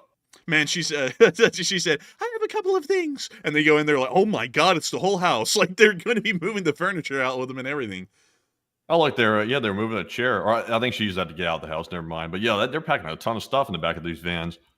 Honestly, that is pretty nice, though, because it's not like they're having to completely restart their lives. Like, for a silver lining sort of a thing here. They're not having to completely restart their lives. A lot of their stuff is coming with them. So that's fortunate for them. We see this guy crawling out of the window. I guess that he couldn't get out of the door over to the left. I think there may be an obstructive or the frame may have been jammed. Maybe, I can't really tell. Well, you see them now getting these folks out. Honestly, kind of crazy that they've been staying around this long in Pokrovsk because it has been shelled a lot over the past 6 to 8 months. They've been sort of hanging out. Yeah, I mean, really just chilling. We can see a couple of more folks down there, and they're now waving them down to the van. They were just taking a daily stroll, I guess. I think they actually were looking for the evacuation van, but now they're getting in along with everyone else. It's always a sad thing to see, but it would be even sadder to hear that these folks got killed in Russian shelling later. So, just trying to make sure that we keep this as positive as we can here. It's not an ideal situation, but it's better to be alive than dead in these sorts of instances. So good to see that they got them out.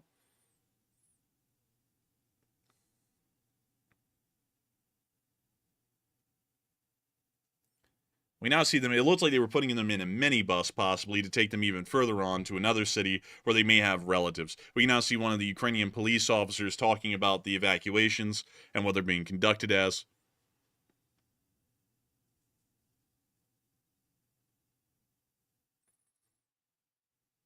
Gregory C. They said they have nowhere to go. Some of them actually do have places to go. There are relatives that a lot of these folks have that are living in other parts of the country that they can go and live with for a while, possibly even permanently.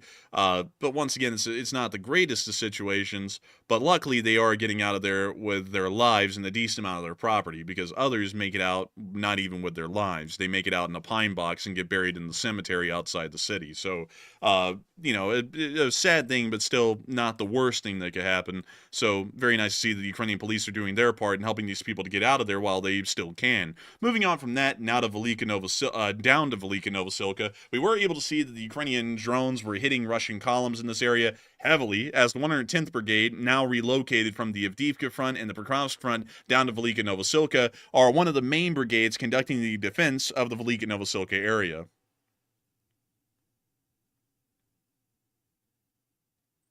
And we see them hitting one of the lead vehicles in the column right there, and we now see them going after a BMP and hitting it quite significantly. Looks like they're trying to navigate around a piece of old equipment. That was actually not a good thing for them. That was kind of their death sentence. It looks like it was. They getting hit pretty good. I tell you that. I look a talk. Man, tunk. And now you see them flying into another Russian main battle tank. It appears to be the same one with the cage on it. And it looks like an ammo detonation may have begun. And it did. And it's cooking up nicely in there. Man, what do we call that? A Dutch oven? We call that an easy bake right there. Man, they're like, see the Russian flag on the front of tank? It is Russian. It's like, well, I mean, no shit. It's like it's attacking the town. It's got to be Russian. We now see them going after another Russian vehicle. Oh, they hit something down there. Hit main battle tank. Hold up. Yeah, that is main battle tank. They fly through back of mesh. Hit thing pretty hard. Russians, they cry like baby. They go, no, please, no. They shouldn't have been in Ukraine in the first place. Very sad, but, no, it is what it is, I suppose. The Russians, they cry like suka. Oh, suka, bleh. Man, I wish we could still have that clip of that one time that the ATGM failed to fire and it just shot out of the front of the tube and that guy went, it's mini man. You know, like, remember that? Yeah, like, I remember wish that we had one too, that clip. Yeah, I wish we had that. Once again, a Russian flag on the thermal barrel exchanger. Obviously, a Russian blade. And they're hitting the engine bay right there. And they're hitting it again. Honestly, these like big barn-style cope cages don't appear to be effective. Yeah, especially when they don't cover the real rear plate of the engine bay. It's not really doing much for them at all, because you can just hit the engine bay and disable the tank. Because, just to refresh everyone on this again, Russian tanks do not have any backups to operate hydraulic systems. So if the engine gets knocked out and the engine stops, the whole tank is inoperable at that point and has been effectively destroyed. Moving on from that, the Ukrainians, I mean, the Russians really essentially built like Texas smokers with those like metal cope cages on top.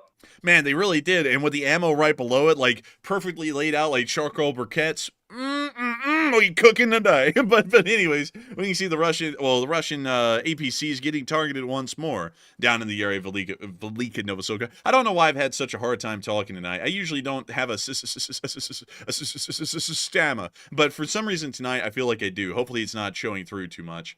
But we can see them now targeting the Russians. They're about to knock them out. Oh, look, it's a Buhanka. I guess you could say they hit that little honker. Honk, honk. Honk, honk.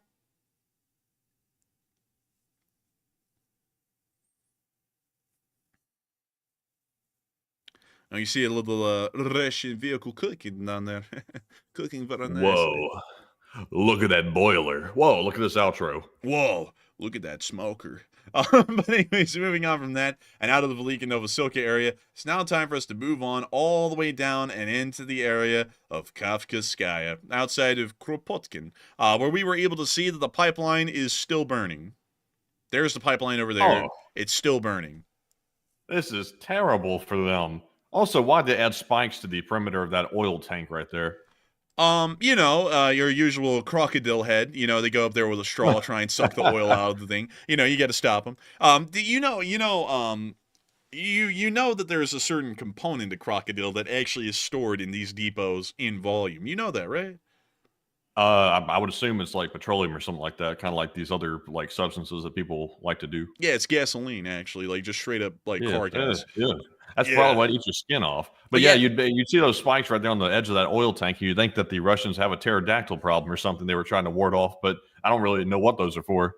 Turu! Yeah. Putin flies in daily to check the oil depots, can't have them landing on the tank. Oh, look, we can see what is that, Matthew? What is that right there? That looks like a Mitsubishi midsize of some sort. I don't know the name of the truck, but probably Mitsubishi. What do you know? Jelani and his boys, they're up here at the oil depot. Like, honestly. Dude, this is the same, like, kind of white Nissans that they would use or Toyotas. And the fire department spraying that water around the side of something that doesn't even need it. You need to spray it on the top, or, at the source, Duh. I spray it where the wind's blowing. It's like, good on you, buddy. Good on you. But that's the end of the clip right there. And moving on from that, now the area of Kafkaskaya, I also got to make sure that we throw in a little extra tidbit. A little bonus treat for all y'all who have made it this far, which is about 7.9 thousand of y'all. Out there in what's up, Beijing? We have been able to hear that dozens of Chinese auto brands are wanting to leave Russia due to low demand. This was stated by experts. But according to the Russian Automobile Dealers Association, Russians are losing interest in Chinese cars due to high prices and the lack of service infrastructure. Now, Matthew, I have to say this. Chinese and high prices, those are two words that have never been used together, have they? Yeah, you would think that, really, honestly, it's a bad day if a Chinese auto brand wants to leave your country. That's like saying something right there. That's really honestly saying a lot. When someone says, I just got to say this for everyone. When someone says our country is too poor to buy Chinese goods, no.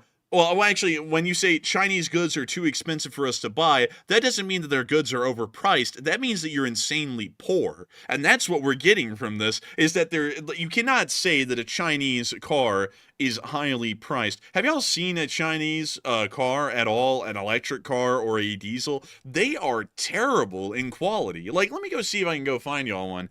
A Chinese car. Let me go, let's see. We got, I don't know if YouTube's gonna like me saying this one, but we got Honky. Like we got that brand. Honchi. I thought it was Honky. No. It looks like that. It's spelled Honquix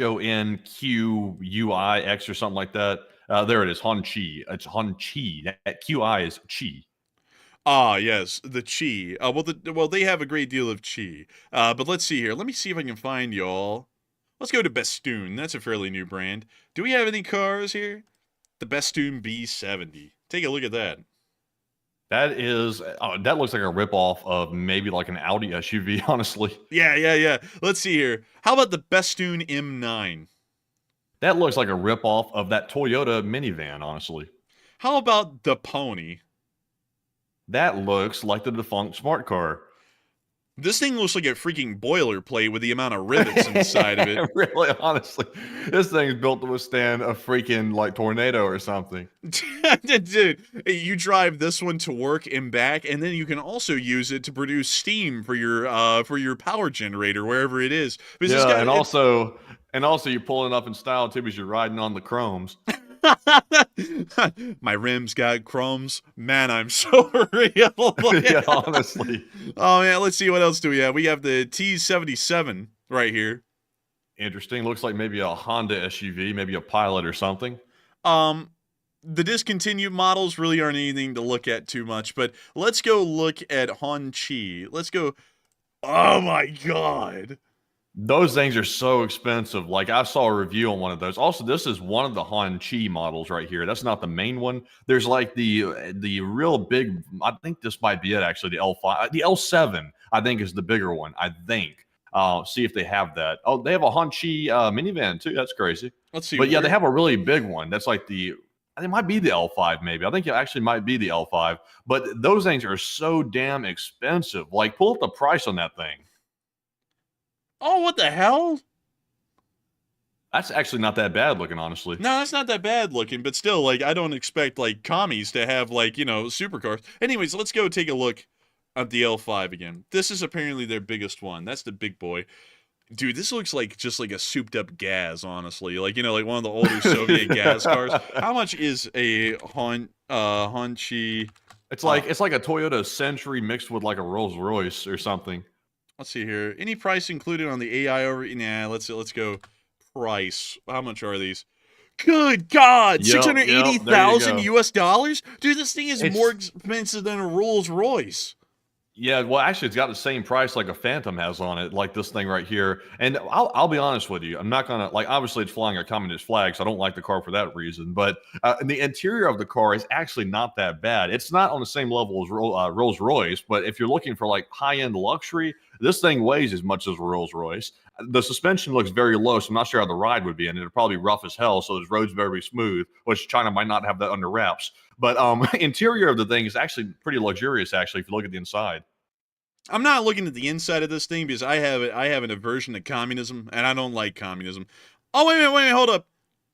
What? Wait a minute. They have Honchis in Minsk for the Victory Day parades. So they lended some to Lukashenko? Yeah, they apparently did. Let's take a drop top Honchi. This is the second generation. Oh, it looks worse. Oh, no, that's a different model. That's the Guoli. This is the second generation L5. Oh, I think they're like speaking of something different. That can't be a. I think it might be, man. I think the commies are going downhill. But let's see if we can find. Oh, okay, you're right. It is formerly known as the L5. Wow, the original Hanchi was looking way better than this new one. Dude, this one looked like. This one. Kill me. Like, it's like, Honestly, they must have the same designer doing the grills that like Ford's got, maybe. Yeah. Man, or BMW at this point too. The Frenchman who's in charge of BMW design said, "Whoa, let's take the kidney grill and take it to the floor." Put that thing down to the floor. Let's see. Here's another one. But how much do the affordable ones cost? Let's go pull up the Voya Passion cost. The Voya Passion. That sounded wrong, honestly. Let's see. How much does it cost? How much does the Voya? So 40,000. 36,000 US dollars. So that one actually would be a little bit pricey for the average Russian, making about 13,000 a year. So yeah, that would be a little difficult for them to buy. Let's see here. Where are the cheap ones? Forthing. That sounds cheap. This looks cheap. Let's see. These Oh look yeah, cheap. Forthing yacht. I've always wanted one of them Forthing yachts. Yes, I'll have a yacht. It's like, oh really? What kind? It's an SUV. It's not a real boat. He's like, oh okay, dude. They call this thing a yacht because it goes and breaks down a lot. Like, it's like, let's go look at these. How about a Forthing? Yeah, how about Forthing T5 cost? Forthing T5 cost. I don't know prices. So it would cost, this one costs about $19,000. So once again, they're claiming I got you something cheaper than that. Punch in the Wuling Hongguang Mini EV, cheapest car in China. Let's see here. It costs $3,400. Oh my god! Right Ew!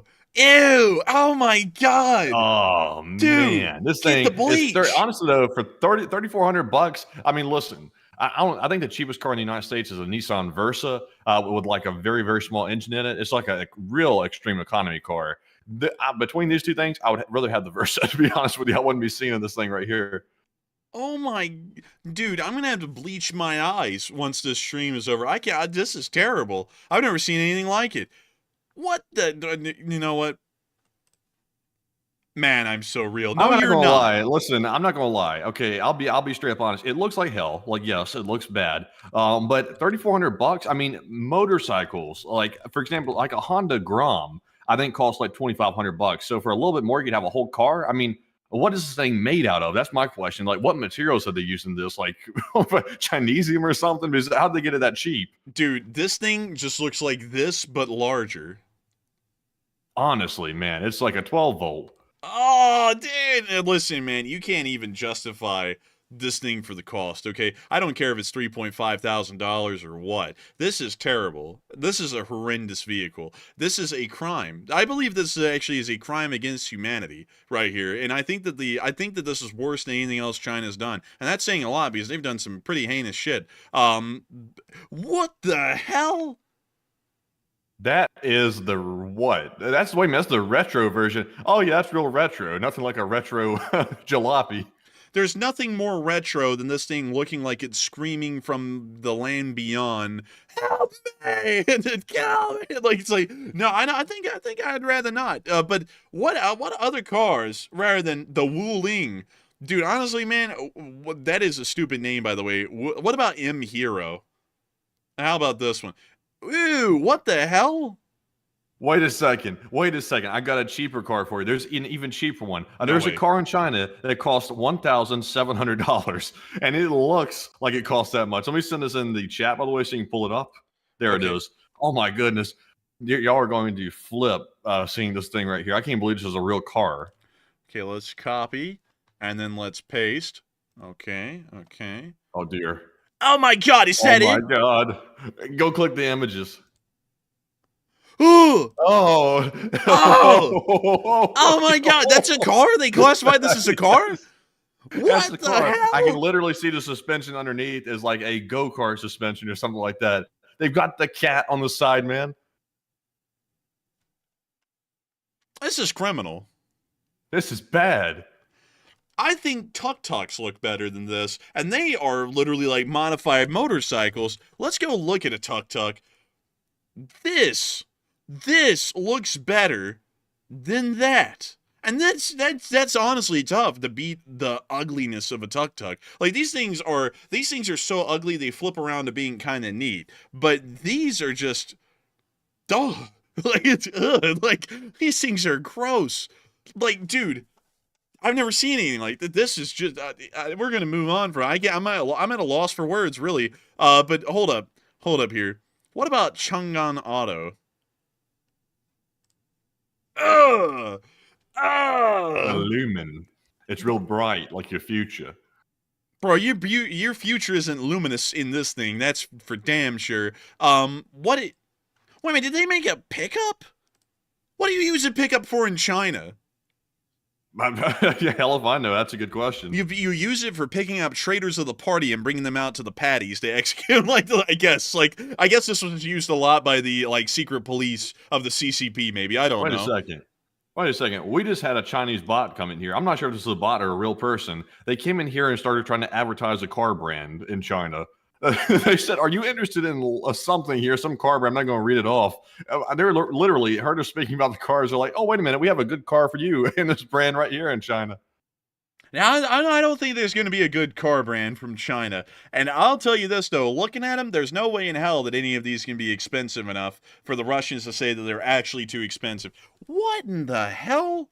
What is the headlight? The Chinese car salesman, they came in and said also behind that, it said happy old man. So they said you'll be a happy old man with this car. I'm not old, so I don't think I'm your target market. Driving Chinese cars will get your stress level so high through the roof. You'll become an old man in no time. That is for sure. What is this one? I'm not gonna lie. Ew. Oh yeah. What is this supposed to be like the desert car? This is Jelly Rolls, the car.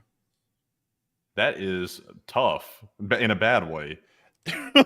You're telling me, buddy. You're telling me these are terrible. All of them are honestly terrible. They're taking bits and pieces. I can tell, like the door handles. That's like what the Tesla door handle right there. This looks like similar to a Model 3. Well, most Teslas are produced in China, so not that far off. MG Motors. MG's in China? MG Motor is an automotive brand. It's a state-owned car maker based in Shanghai, so it's a ripoff of MG Motors. So it's not women. It's not the real deal. Wait a minute. Go back up. Let's see here. It's a British brand. So wait a minute. Are you telling me a Range Rover sold out to a foreign company? Jaguar did. MG sold out to a foreign company. What is all the British brands just selling out? I'm not gonna let's take a look at their cars before we judge them, because hopefully they ended up better than Jaguar did. Oh, that's a ripoff Honda Civic. That's actually, I think, a ripoff like Volkswagen or something. No, I take it back. That looks like a front end of a Hyundai Veloster. Man, this is criminal. Like they used to actually have decent cars. MG did. It saddens me. It saddens me to see a brand such as MG brought down to such a level, because I'm glad you caught that, because I thought it was a ripoff MG. I didn't know it was the real MG, and then they moved everything from Oxford to Shanghai. Moving on from that, they have an insanely high amount of little car brands in China. Look at this. The list just keeps going. Let me see. Did MG sell out to China? I'm just curious about this real quick. Let's get this right. Let's see here. According to Wikipedia, it says MG brand and assets were acquired by Nanjing Automobile Group, a Chinese state-owned car maker, later merged into SAIC Motors. So apparently, if this is accurate, apparently it did get bought out by China. So that's crazy. So MG, which once made interesting-looking cars, has gotten taken over. Now they make generic-looking junk. Matthew, I just found it. I found Wuling Automobile. Let's take a gander. Holy. Got to see GM in that as well. What? Where? It's SAIC GM. Dude, that's GM. It's a joint venture between SAIC Motor, General Motors, and Guangxi Auto, previously Wuling Group. Why in the world would you? Wait a minute, Wuling's the ones that makes the cheapest car in China. That one we just looked at for $3,000. Oh, buddy, we're looking at Wuling Automobile, and this is their logo. That is crazy. Also, by the way, another piece of news, I know this is a little bit off topic, I just wanted to mention it.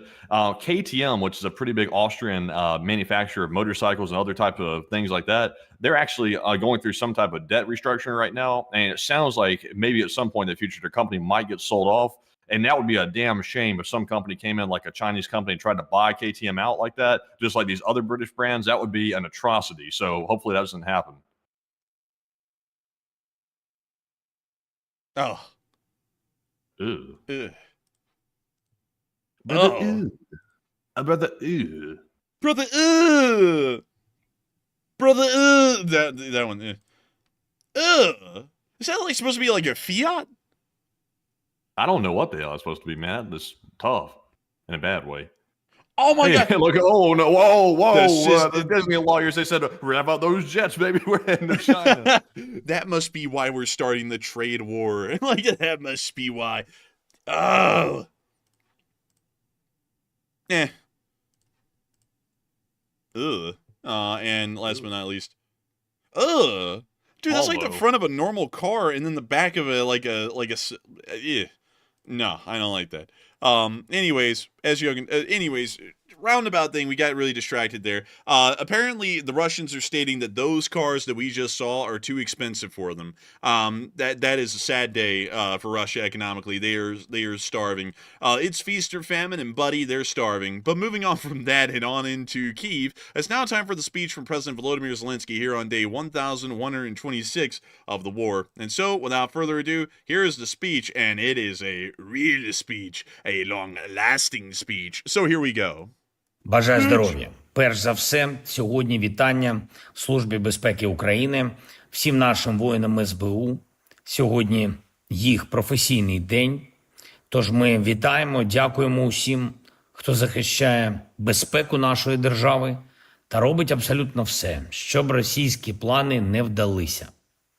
Наша Служба безпеки України робить саме так. Зупиняє окупанта, знищує окупанта, завдає потрібних ударів по окупанту, знешкоджує агентів та російських диверсантів. Дуже важливо, що Служба безпеки України стала справді бойовою спецслужбою. Сьогодні відзначив воїнів державними нагородами. Я подякував їм особисто. Сьогодні була також доповідь головкома Сирського. Фронт, Курська операція, наші результати. Вдячний всім підрозділам за стійкість. Цими днями зроблені деякі дуже потрібні речі на фронті. Дякую вам, воїни. Нам потрібні сильні позиції України в цьому, в усьому, починаючи з поля бою. Дипломатія теж потрібна сильна. Сьогодні увесь день я на зв'язку з міністром оборони України, з Рустемом Умєровим, керівником нашої технічної делегації на перемовинах в Саудівській Аравії. Були хороші зустрічі з американською стороною вчора і сьогодні. Я хочу подякувати Саудівській Аравії та спадкоємному принцу за посередництво та гостинність. Все пройшло на високому рівні, є домовленості і доволі конкретні, погоджено з американською стороною, що сьогодні може початися припинення вогню щодо нашої енергетики. Ми вважаємо, що після публікації відповідної заяви щодо результатів зустрічей і всієї роботи команд сьогодні можна переходити до тиші щодо енергетики. Також команди обговорили, як повернути більше безпеки Чорному морю, нормальному судноплавству. Для України принципово важливо звільнення наших людей з російського полону, військових, наших цивільних, а також наших дітей, які примусово вивезені російськими окупантами. І я вдячний Америці за готовність допомагати в цих гуманітарних питаннях. І це зафіксовано в нашій заяві з американською стороною.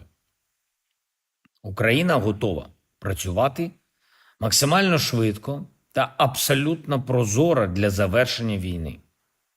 Але, на жаль, вже зараз і вже прямо сьогодні, прямо у день перемовин, ми бачимо, як росіяни вже почали маніпулювати. Вже вони намагаються перекрутити домовленості та фактично обманути і наших посередників, і весь світ. Є абсолютно чіткі заяви, які опубліковані Білим домом. Кожен може побачити, що там зазначено. І є те, про що знову бреше Кремль, що нібито тиша в Чорному морі залежить від питання про санкції. І що нібито датою початку тиші щодо енергетики є 18 березня. Москва завжди бреше. І це залежить від світу, від усіх, кому реально потрібен мир. Чи дозволять знову Москві брехати? Ми в Україні будемо все робити, щоб домовленості спрацювали і щоб не було ударів. Але росіяни повинні знати і повинні усвідомлювати, якщо вони будуть завдавати ударів, то вони отримують сильну відповідь. І відповідальність буде на них. І якщо росіяни потім будуть розказувати байки, що нібито удари були не по енергетиці чи цивільній інфраструктурі, всі все побачать. Я хочу нагадати, що ще з 11 березня на столі пропозиція Америки щодо повного і безумовного припинення вогню. Всюди, а не тільки щодо енергетики та в Чорному морі.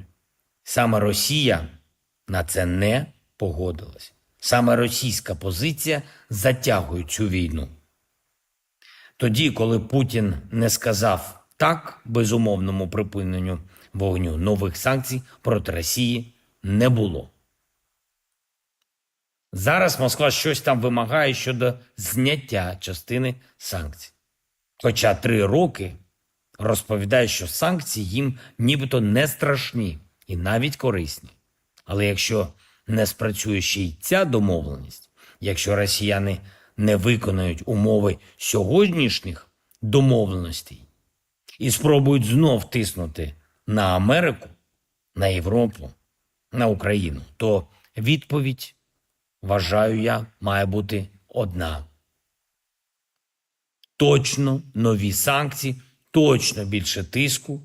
Те, як Росія буде себе вести найближчими днями, покаже багато чого. Якщо не все. Якщо знову повітряні тривоги, якщо знову військова активність в Чорному морі, якщо знову російські маніпуляції та погрози, то треба буде вживати нових заходів. Саме проти Москви. Дипломатія повинна працювати. Ми з українського боку робимо все для цього. Я хочу подякувати всім, хто нам допомагає. Дякую Америці за те, що команди наші працюють, що вони працюють конструктивно і результативно. Результат потрібен від Росії. Ми їм не віримо. Реально. Світ Росії не вірить. І вони повинні довести, що вони готові закінчити війну і готові не брехати світу, не брехати Трампу, не брехати Америці. Слава Україні! And Iram Slava.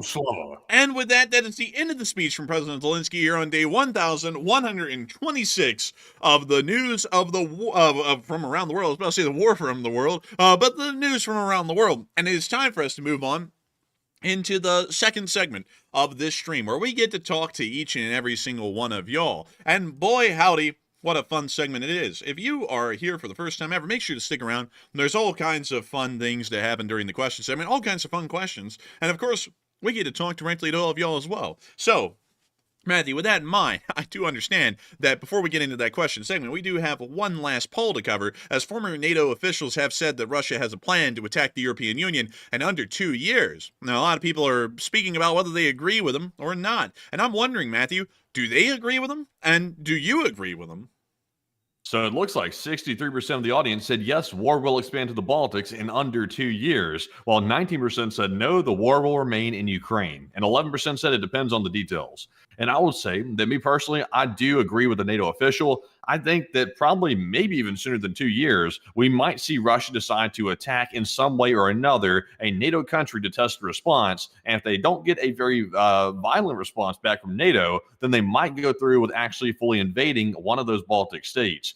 Because right now, once again, Putin's goal is to try to reform the Soviet bloc. And one way to do that is start by taking the Baltics. And I think he might go for it in under 2 years, like that NATO official said. So I'm with the 63%, but Enforcer, what say you? I would have to say that I'm with the 63% as well. I think that the war will expand to the Baltics at some point in the future. Putin has made it incredibly clear that he's looking to retake the Baltics and parts of Poland. So it is quite obvious at this point that eventually they will move the conflict into those areas. So I would say that that former NATO official would be correct and believing that eventually they will most likely expand into Europe itself instead of just Ukraine.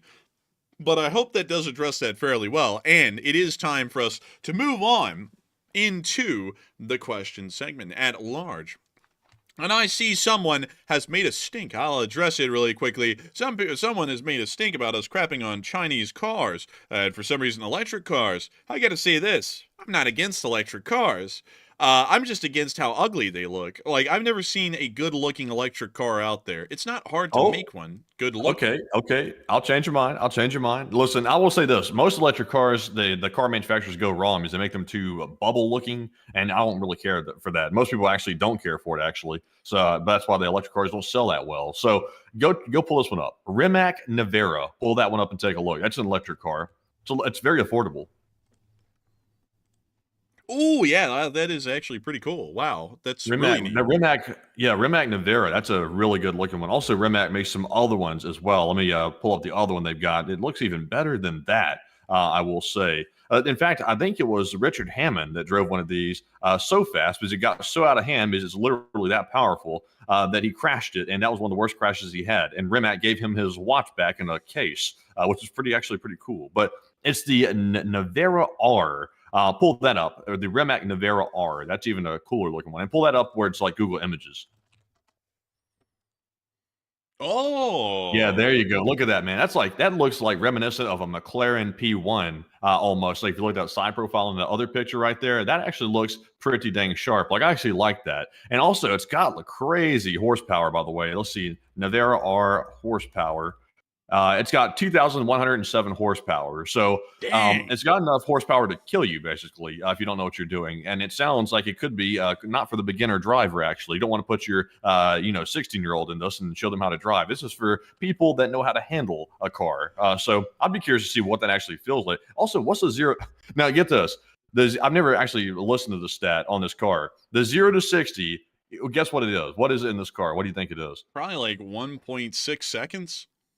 It's 1.74 seconds. And that's insane because I've been in a car that goes 0 to 60 in like 3 seconds. And that was like mind bending, like to your brain to like fully understand how fast it is. This car right here, seems like it make you pass out going that fast. This is actually a very good looking car. I'll personally say though, I hate most of them. I'll be honest, I've always hated Teslas. They're just too bubbly in my opinion. All of them are, like the normal ones, and the Cybertruck's terrible. Never really liked any of the electric cars that they've made, say like the Mustang, like the electric Mustang. Let me go pull that up. It doesn't look like a Mustang anymore. Yeah, this thing right here, I don't know what they did with it. I think they had to make it larger like that to try to fit the batteries in it. But also, by the way, though, just as a comment, other people are asking, how much was that Navara? I'm joking when I say it's very affordable. I think it's $2.5 million. Nobody can afford that car. So it looks neat, but very few people can buy it. So the ones that are available to the people of the country, the coolest looking car out there that was electric was honestly the Tesla Roadster. And I don't think that ever came to fruition because I think people put in deposits for them and they never got them, according to the last time I heard. But pull up that real quick, Enforcer. Real quick, punch in the Tesla Roadster, the new like Tesla Roadster, not the old one. This one? Yeah, that actually looked really good, actually. Like, I actually like that design. Like, there's another picture, a real one in the person, in the flesh down there, down at the bottom. Go see that one right down there at the bottom toward the left. Go down one more. There you go. That actually looks really good. Like, I will say, that's a car right there that I look at and think, oh, that looks really sharp. But I don't think they're actually selling, though.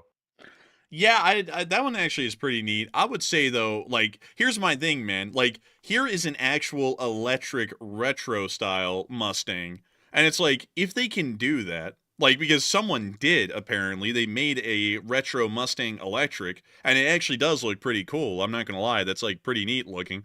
Why the hell couldn't they do that with the actual series production Mustang? Like, I wouldn't have been against it then, because this actually does look cool. It has very distinctive lines. It looks really neat. It's a fairly classic shape in the design. It keeps up with generally, like, the Mustang look. You can already see someone flooring this thing, losing control, and then careening into a crowd of people standing on the sidewalk. It is a traditional Mustang. This, however, looks almost like an SUV nearly, and it doesn't feel or look like a Mustang anymore.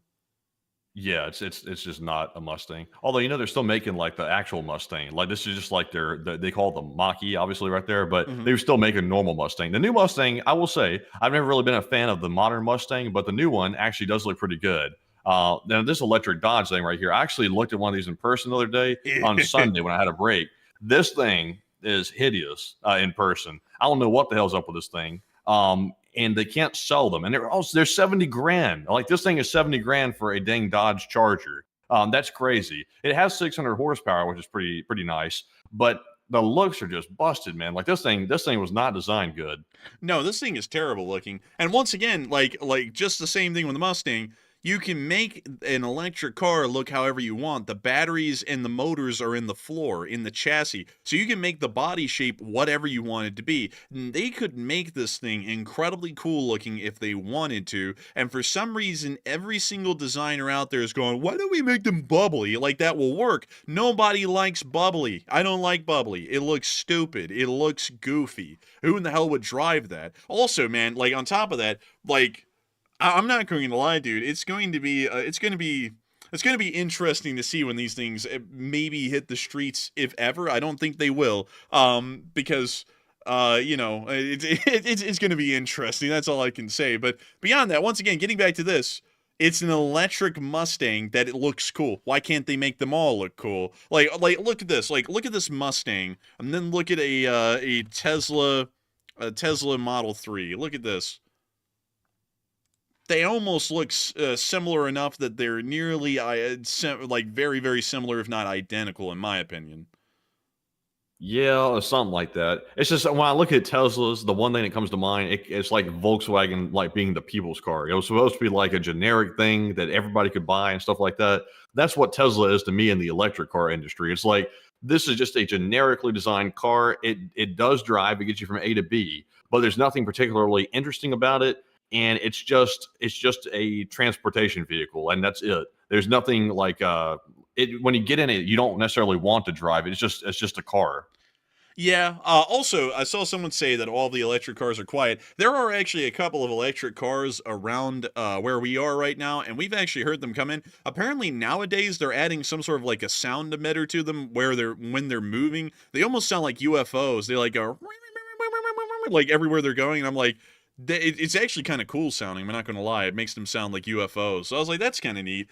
But still, that is something a little bit weird. I was wanting to say, you know what, I'll hold off on that one. But still, I just don't like the shape of most electric cars. But I will admit, though, that let's see, what was it called? What was that thing called? Rimac or the Tesla Roadster? Yeah, the Rimac Navara R. This thing, incredibly cool. Really like that. That's actually a neat body design. These, though, terrible. That's what most of them look like. But you know what's crazy, man? That you said like this thing had like 2,200 horsepower. Yes. Now, I was looking at this because that actually blew my mind. This is just to throw this into railroading, this is a General Electric U25B.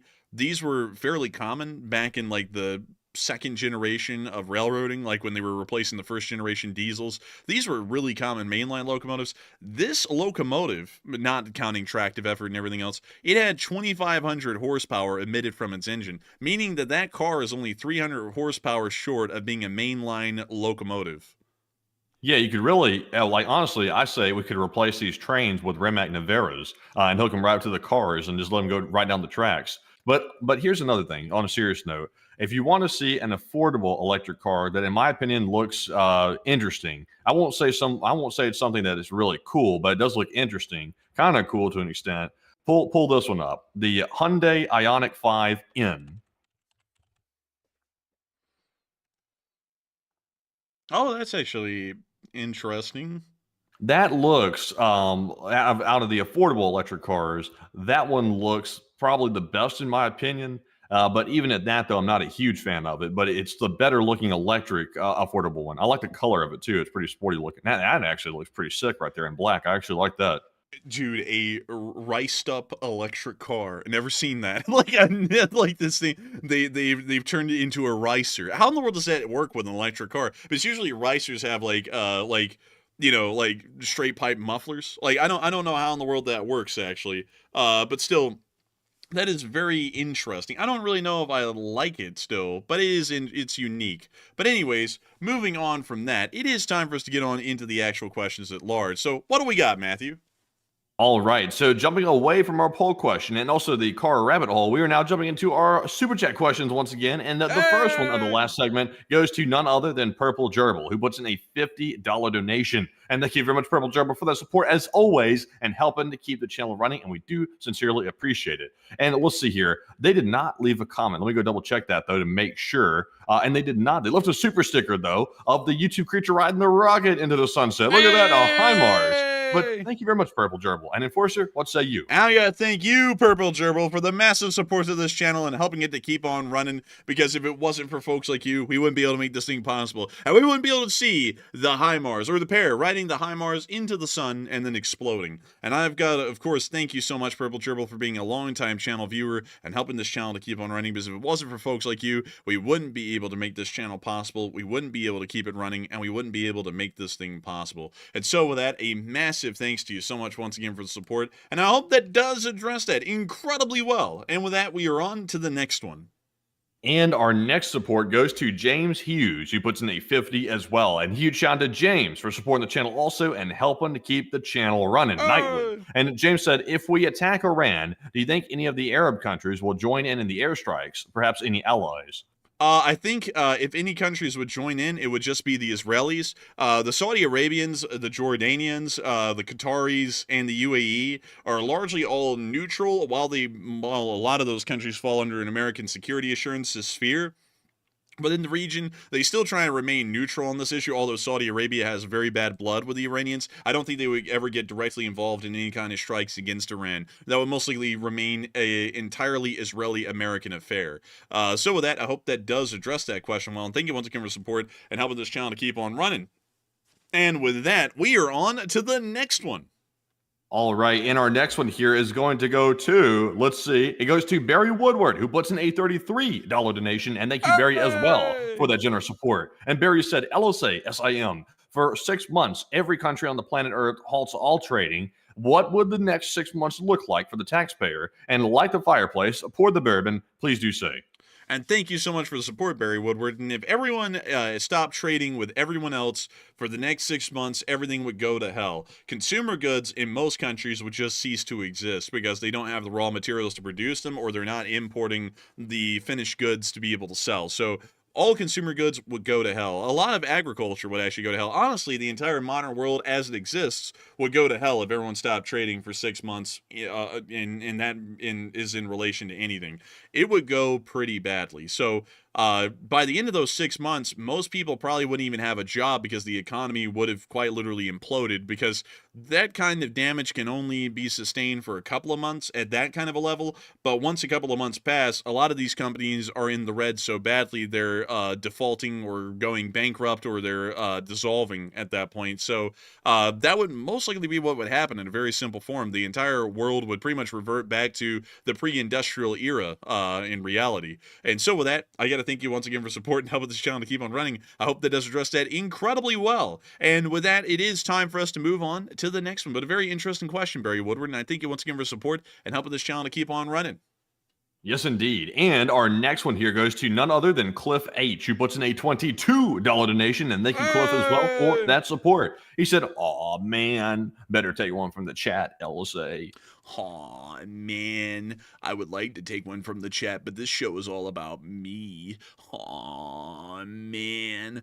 Aw, man, I'm telling you what, I was in the army for 10 years. Aw, man, although I was really only in it for 5. That's not me speaking, by the way. That's the hot dog man. But beyond that, we will make sure to take one from the live chat in your honor. And I got to thank you once again for support and helping this channel to keep on running. And man, imagine chilling so hard, Matthew, that you actually served in the military for, like, I think it was like, what, 6 years? But then you now say it's 10.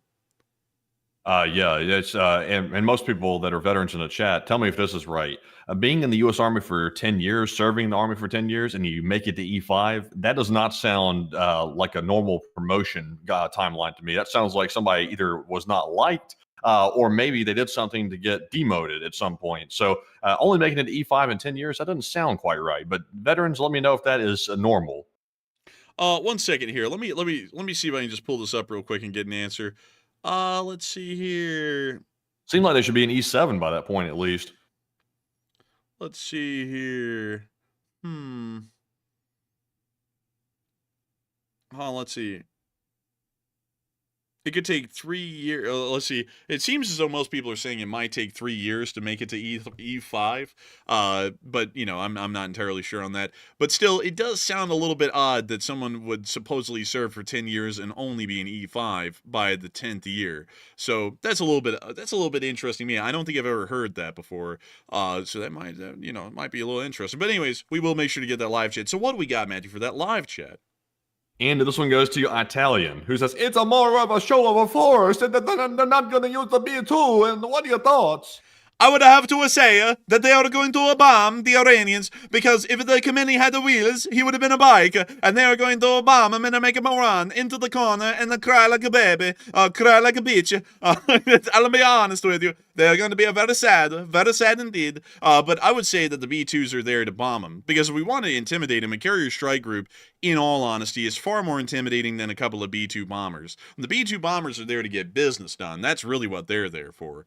So that would be my opinion. But still, I hope that does address that live chat well. Very interesting question. And I thank you once again for supporting this channel and helping it to keep on running, so that way we could sponsor that live chat question. So with that, a big thanks to you once again. And with that, we're on to the next one. All right, and our next one goes to Offbeat Lazarus, who puts in a $22 donation, and thank you, Offbeat Lazarus, as well for that $22 support, and we do appreciate it. He said, "One thing people might forget about both Ukraine and Russia is that both of their societies are already attuned to war, and in Europe, we aren't there quite yet. So with the beasts clawing at the outer walls, we must wake up." I gotta thank you so much for the support, Offbeat Lazarus. Hey, for your first super chat ever to this channel. Hey! Hey, I thank you greatly for that. What's the deal with airline food? But I do thank you for the support, and I would agree. Wartime is something that people really can't prep for before the fact. You kind of just have to get into war and then get used to it with the rationing regimens, such things like that. You just kind of have to get into the swing of it once it happens. But I would say, as far as the governments of Europe are concerned, they really don't have the luxury of getting into the swing of war once war begins. They have to start pre-mobilization now, and thankfully a lot of them are. So I thank you for the support and helping this channel to keep on running, and hopefully we will see that Europe doesn't have to get into a warlike mindset for the citizenry for who knows how long. But with the future being as uncertain as it is these days in Europe, one can never really tell. So with that, I thank you once again for support and helping this channel to keep on running. Thank you for supporting this channel for the first time ever. And with that, it is time for us to move on to the next one. So what do we got, Matthew? All right, and our next one goes to Shoot Every Day, who puts in a $20 donation, and thank you very much for that support, by the way, and we do appreciate that very much. And also, by the way, let me check one thing real quick. Let's see here. I was trying to see something. Let me scroll back up. I'm a little bit slow with the scrolling tonight. Let's see here. That is their first ever super chat. I was trying to double check that before I said it, but thank you very much, Shoot Every Day, for that support. They said, a new LSA member here, and love you guys, and thank you for that. They said, stay healthy, everyone. And isn't that many B-2s in one place outside the U.S. Tantalizing target for espionage or attack? I gotta thank you so much for the support, Shoot Every Day, for your first super chat ever and being a new member of the LSA. But the truth is that you don't have to support the channel to be a member of the LSA. You can just become one by being here. That's really the main way to become a part of the LSA. But as far as that question goes, it would be a tantalizing target for sabotage. The only thing is that Diego Garcia is a completely closed-off island to the outside world, so there's no one here except for military personnel. The native population was forcibly removed from the island about a century ago, I believe, at this point. So there is literally no one here except for military personnel, which means it's a really safe location for B2s, because it's not like the British or American service members are going to go up and start, sticking wrenches and screwdrivers into the bottom of a B2 for the hell of it. So generally they'll be fairly safe here at Diego Garcia. But it is wild because historically this is the largest deployment of B2 bombers overseas to anywhere that's ever happened so far. There's 7 of them here at Diego Garcia. So that is fairly interesting. And also, Mandy, I was wondering, what is the Peacekeeper in? Oh, look at that. They actually show the food. Oh, looks like some waffles, a little orange juice. Then that guy's got a full glass of orange juice too. Oh yeah, is that a po' boy or something right there? I think, and they got a bowl of noodles. I don't know what kind. Shrimp with a little rice in like that cake thing. Honestly, this is really nice. Actually, look, they got sushi wrapped in saran wrap. That's not bad looking. Wait a minute, that's not sushi. That's spam. That's not spam. That's something else. No, that is spam, dude. That is grilled spam on those things. I don't think so. Have you ever seen that before? Like, let me go type that in. Spam sushi. That is absolutely spam masubi, dude. Like, look at that. Huh? I think. Well, yeah. There's no spam. There's just rice in it. But there's the spam right there, man. It's the giant slab of meat. Maybe you're right. I thought that was a piece of bread or something. No, that's a big old slab of meat right there. You don't have sushi with bread, man. You have sushi with the meat. You know what I mean? Like, that's nasty as hell, man. I wouldn't touch it. Well, you thought it was good until you heard it was spam, huh?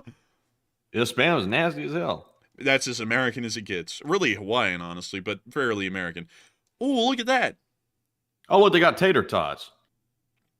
Are those calamari? Are those onion rings? Or I think we're getting all that wrong.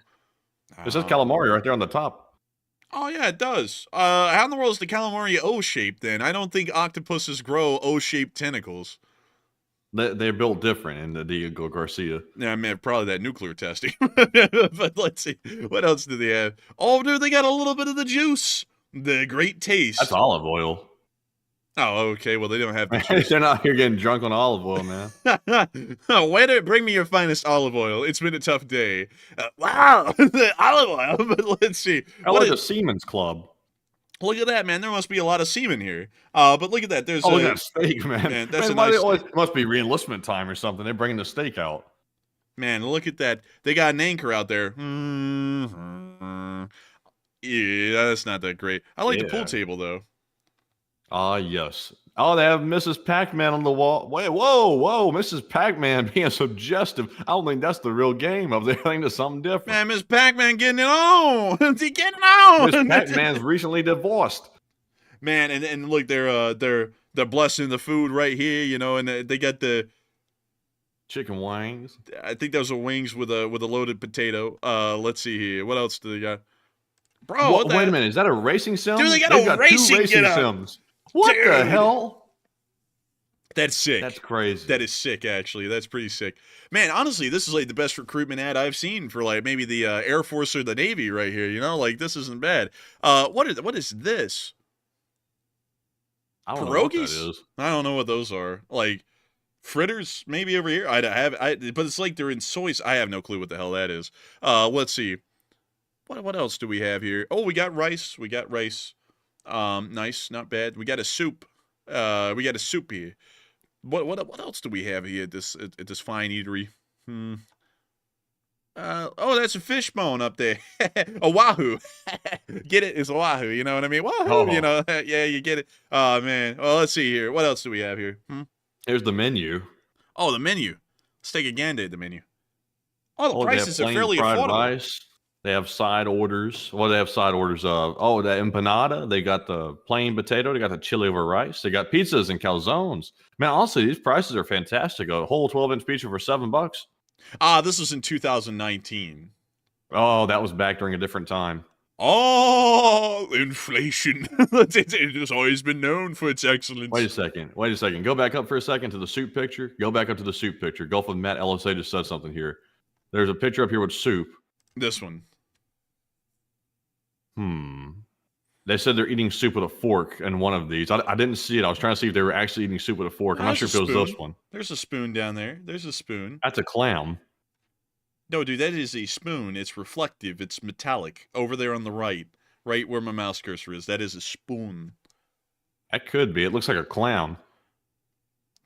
That is a spoon. Like that. It's made of metal like the fork. I've never seen a clam that's been made out of metal. Let me go type in a clam. Also, why would the clam be hanging halfway off the plate? Like, that's my question. This is a clam. That kind of looks like it, man. It looks like it actually looks just like it. No, that is a clam. That is a Yeah, spoon. it looks just like what I'm looking at, man. I know what I'm seeing. Are It you looks like a kidding? damn clam. Like, is the resolution good on your end or something? Because that is not a clam. That is a spoon, 100%, man. Like I've seen a lot of spoons. A bit of an expert myself. I like spooning food into my mouth so that way I can make sure to stay nice and fat. That is a spoon. Like that is a spoon. I mean, my I'll fat take ass your would word know. for it. But I'm seeing people say, "Why can't it be both?"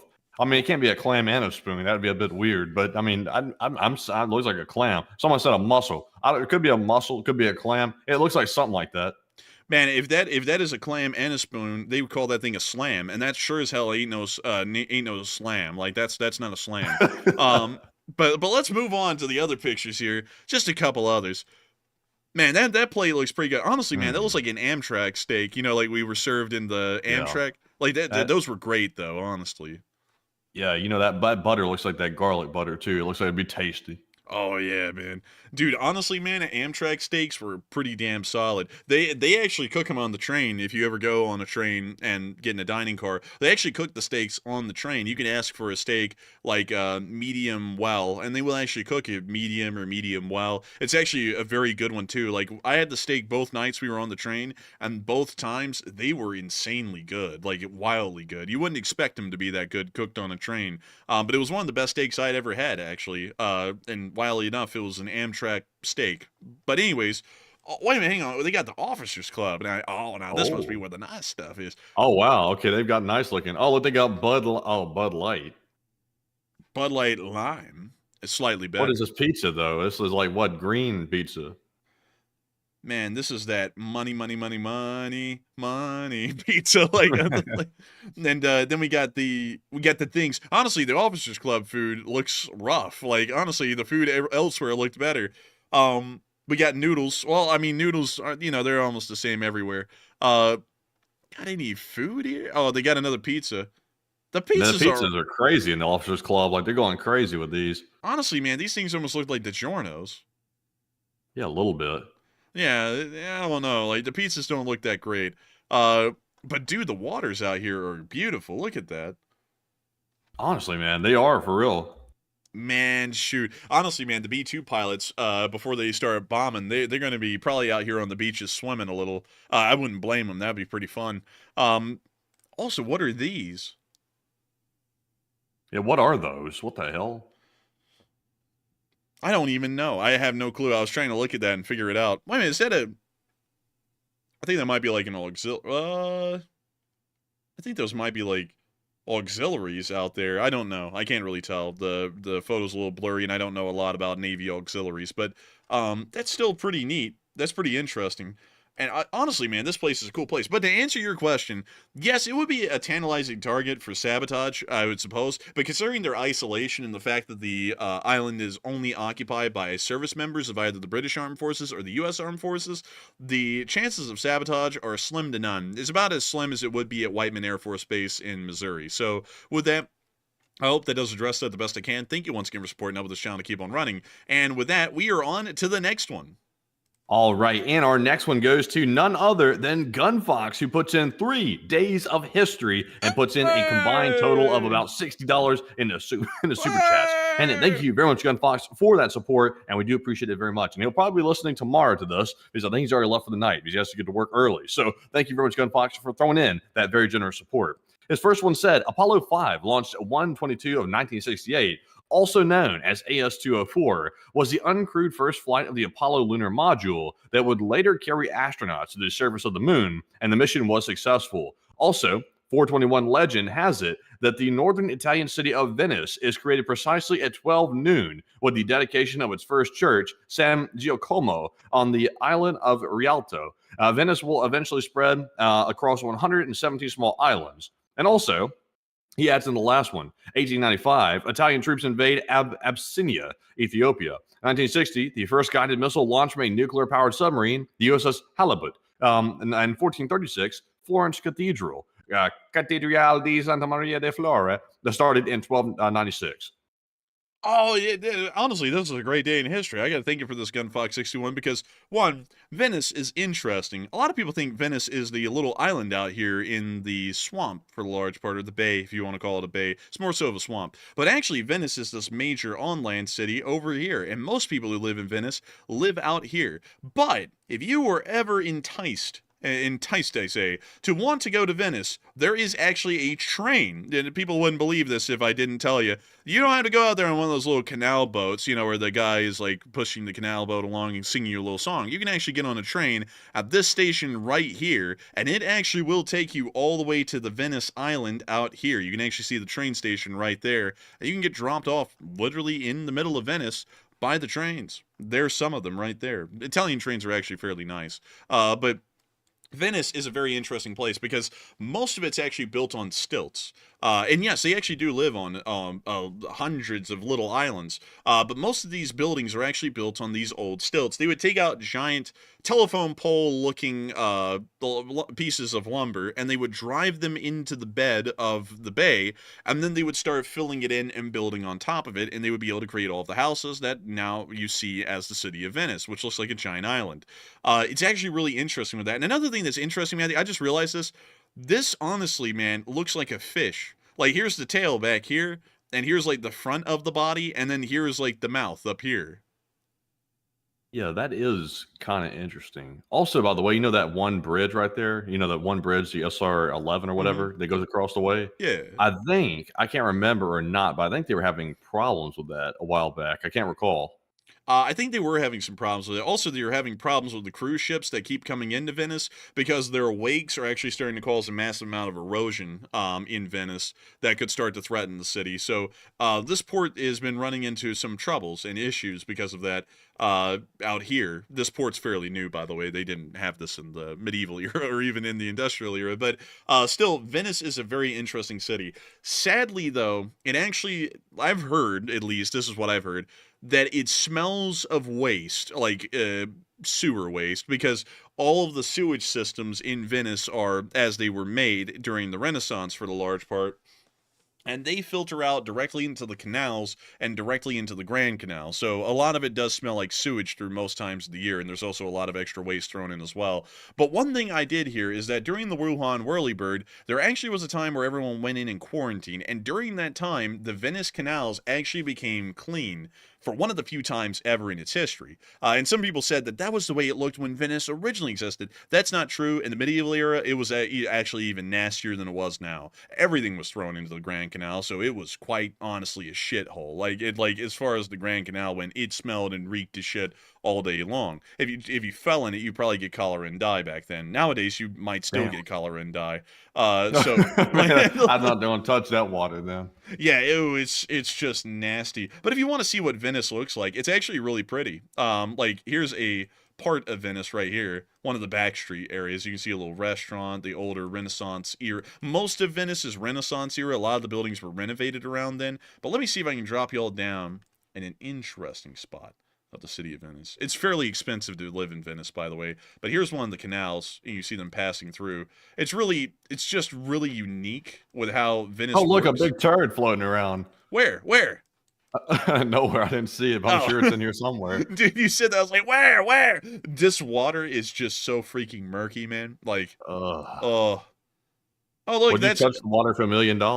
Here's some Newports. Yeah, a pack of Newports. Like, a pack of Newports. Menthols, man, they're hardcore. Dude, they said, give me that sweet and low. Sweet and low. That's so sweet. You're talking about Black and Mild. Yeah, Black and Mild. There we go. I don't know a lot about cigarettes, man. Sweet and low.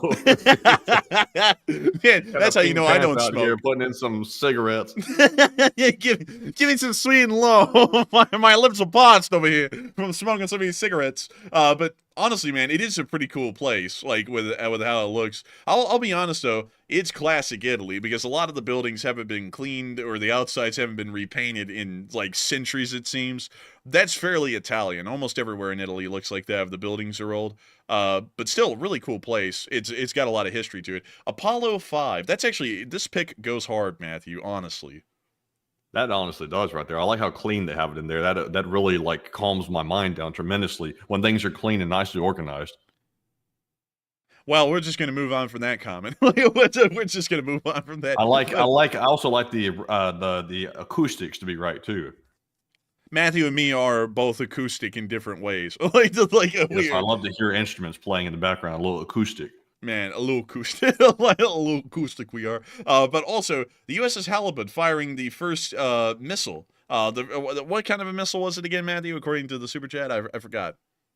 Let's see. The missile that was fired by the Halibut. Let's see here. It was. Let me look. Hold on a second. It was a nuclear-powered, the first guided missile. The first guided missile. There's a firing a Regulus missile next to the Lexington. That's actually pretty unique. It looks like they just mounted it onto a launch platform, literally exposed the whole time, and then they just fired it. That's interesting. I've never seen the Halibut before. It's not really that impressive looking of a submarine. It actually looks kind of rough. I always liked the Nautilus, the USS Nautilus. Let's see here. There we go. This one always looks so cool to me. It's a museum submarine these days. It was the first nuclear-powered submarine in the world. And I always thought that submarine just looked incredibly cool to me. One, because it was the first nuclear-powered one. And one, the lines were actually pretty clean on it. Like, I actually liked the shape of it. But most submarines do look pretty cool. Yeah, you know, there's the USS Nautilus. And then there's also an equally priced Nautilus that's a watch. That's made by a watch company. You know that? I think I do. Yes, there is. It's an equally priced watch. For the price of that submarine, you could have a watch. Dang, man, that's kind of pricey, though. I'd rather have the sub. Honestly, I'd rather have the sub. Yeah, I'd rather have the sub. I mean, there's a lot more you could do with a sub than a watch, you know. Like I just got to say this, folks. Here's my philosophy on the rich watches, like the Rolexes and stuff. That Rolex tells time as good as my Citizen does. So what's the point of getting one, you know? I don't get it. But anyways. But you're not real until you have a Roly. Oh, dude. Oh, my goodness. Oh, you remember those folks, man? Like, we went... So I'll let y'all know. We went to a local barbecue place a while ago with some folks. And I don't think Matthew was there. I think it was just me. But I went there with him to hang out with him and eat and chit-chat with him. And this was like a year and a half ago. But we went in there, and one of the people I was with was wearing a Rolex. I didn't know. I don't give a damn about watches. And, like, if he told me, I'd be like, great. It tells time like mine, so it doesn't matter. But we were in the line, and so this guy who was working at the front counter, he was like, "Oh my God, is that a Rolex?" And this guy was like, "Yeah, it's a Rolex. Yeah, it looks like you got one too." And the guy was like, "Oh yeah, well, you know, like mine's a counterfeit from Chinatown in New York City, but you know, it kind of is." So then when we sat down, one of the brothers of this guy that was there with me, he was like, "Oh, dude, good picking out that watch that guy had on, and that it was a counterfeit." And then the guy said, "Yeah, you know, I had to pick it out. I had to put him in his place because he shouldn't be wearing stuff like that." I was like, "What the hell?" I was like, you know the irony of it. The only person that was put in their place was the guy who bought the Rolex, paying that obscenely large price for that stupid watch that's probably worth only a fraction of the cost. That's the only person who got put in their place. Honestly, like between the two people you're discussing here, the person who's bragging about their Rolex that costs like $20,000, and the guy who bought the counterfeit, the IQ of the guy who bought the counterfeit is probably higher than the other guy, because why would you pay $20,000? Like, I'm not, if you have a Rolex out there, I'm not dishing on you. Like, if you have the money to go buy the watch, you go ahead and buy it. But it's like, going into it, the watch is not actually like worth, like in reality, $20,000. You're paying for the brand, but it's like, I don't understand it. You're just buying a brand. Dude, that blew my mind when that guy said that. When I sat down, I was like, if you think that's impressing me, I just got disgusted. Like, I was like, I don't know. Like, first off, this guy is working the front counter at a barbecue joint. It's like, so he's not doing that well in life. Why the hell do you feel like putting him in this place? Like, he's working hard. He's doing what he can. He's paying his bills. Don't be an asshole to him. He wanted to have something that he thought looked nice. Like, it doesn't matter if it's a counterfeit or not. I was like, that was just so, like, that was just so stuck up and immature and childish. Like, I'd never seen anything like that before. Those are some folks that, like, that sit on my mind rent-free, because I've never run into people like that, and I hope I never run into people like that again. But those people were very superficial folks. Like, I don't think I could ever run into folks like that again if I tried, really. But Why would somebody even, like, I'm not dissing on the guy who went and bought the counterfeit Rolex, like, do whatever you want. But, why would you go buy a counterfeit Rolex when you get a perfectly good, like, G-Shock, like I've got, like a Casio? Pull that up. Show them my watch. This is my Roly. It's called the G-Shock Casio in black. Here we go. Let's see if we can Casio. find Casio. Yeah, like Casio, but oak. Casio.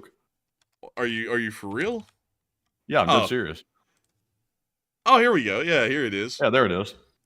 Is that first one? Yeah, there's mine right there. That's my watch. I wear that watch daily, and it's a fantastic watch. I think it costs $99 or something like that. I've had the thing for like a year or a couple of years at this point. I can't remember how long I've got it, but I've had it for a long time. I've started wearing it recently, and there's nothing wrong with that watch. It tells time, stuff like that, and the thing's indestructible, and it looks pretty good. And it's obviously not a Rolex, but I don't really care about that kind of junk. It tells time. That's all I'm looking for. Let's see. I have a Citizen. Let me go see if I can find it. It's a fairly run-of-the-mill Citizen. It's not even an impressive one. It's like one of their lower-end ones. But let me see if I can find it here. I don't know what this thing is. It's not that one. Sorry. Excuse me. That was rough. But let's see. I can't even find mine. I don't even think they produce it anymore. It was that rough. It's got like it doesn't even have like a metal band to it. It's like a woven fabric band or something like that. It's not an impressive one at all. But I've been wearing it forever. I think 6 years or so. It still works. It still tells time, and it tells time as good as a Rolex. So it's like, to me, might as well be a Rolex. What's the difference? It's like, you look at it for the time, I look at it for the time, and on top of that, it's like I look at a watch just for the convenience of it. I don't have to pull a phone out and look at it, and also I feel like that's kind of rude when you're around folks and you look at a phone, because it's pretty much showing that you're not even paying attention to them.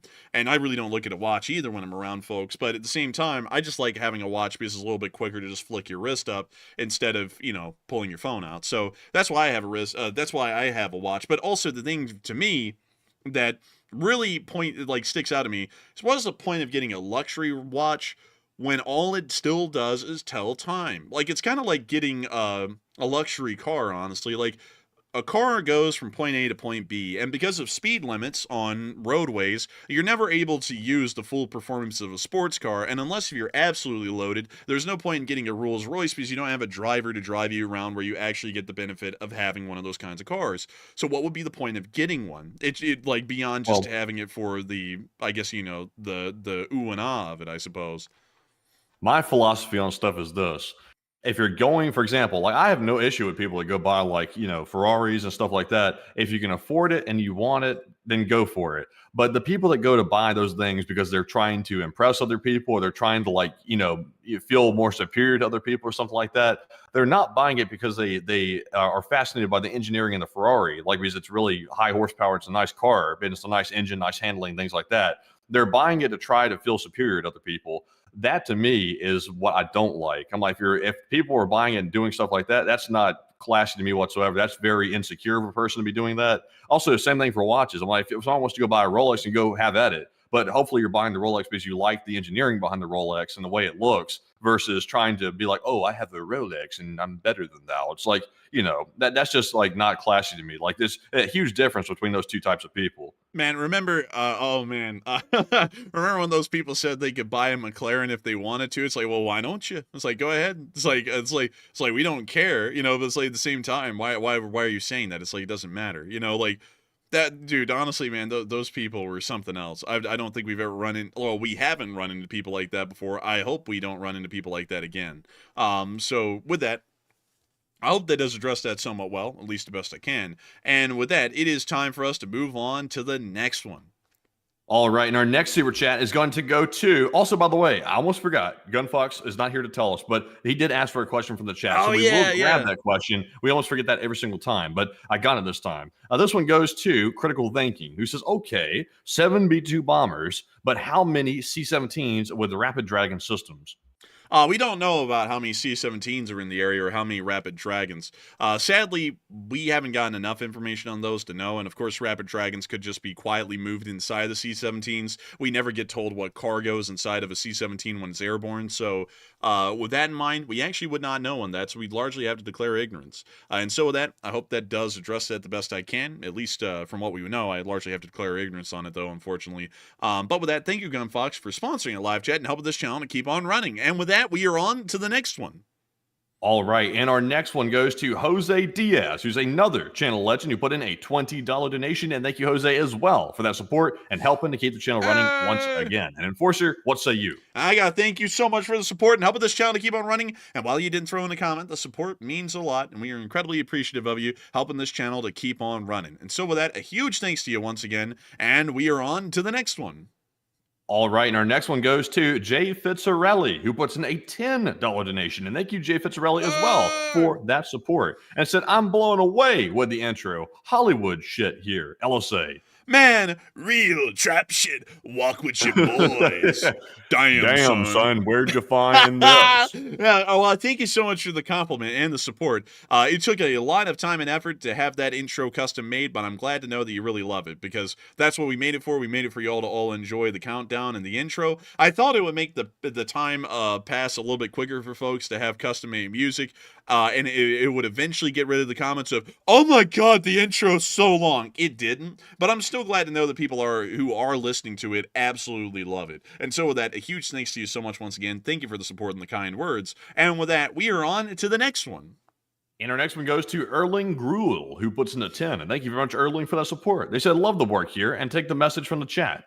Hey, and thank you so much for the support. Thank you for loving the work here. And we will make sure to get one from the chat in your honor. And so with that, Matthew, what have we got? And this one goes to Dalton LMAO, who says, when do y'all think we will see the use of a nuclear weapon? That's an interesting question. I think if a major conventional war begins in between Russia and Europe, I think a nuclear weapon being used is inevitable at that point, or a war with China and Taiwan where the U.S. gets directly militarily involved. Those instances, a nuclear weapon, specifically a tactical nuclear weapon, would be imminently used if the war went on for too long. So that would be my take on it. The Middle East, it's possible, but it takes a couple of removed steps that may or may not happen, so the likelihood's a bit lower there. But with that, I hope that does address that well, and I thank you once again for support and helping this channel to keep on running. And with that, we are on to the next one. All right. And also, Butchie777 said, I had to trade in my Porsche for a JCB. I had to buy a JCB for a building project years ago. Sold my 911 Turbo. What the hell? Like, does everybody on this channel just have a 911 like sitting around the garage or something like that? It's like, what's going on, man? It's just crazy, honestly. We had another viewer in here that had just like a few 911 sitting around the garage too. That's crazy. Man, I tell you what, that's I'll tell you, why don't I have one laying around the garage or something? Come on, man. Man, folks around here have got 911s sitting around like we've got unpaid bills sitting around. Oh, I'm just kidding. I'm just kidding, by the way. We pay our bills. All of our bills are paid, by the way. No one panic about that. That was just a joke because it sounded like it would be funny. But anyways, with that, we are on to the next one.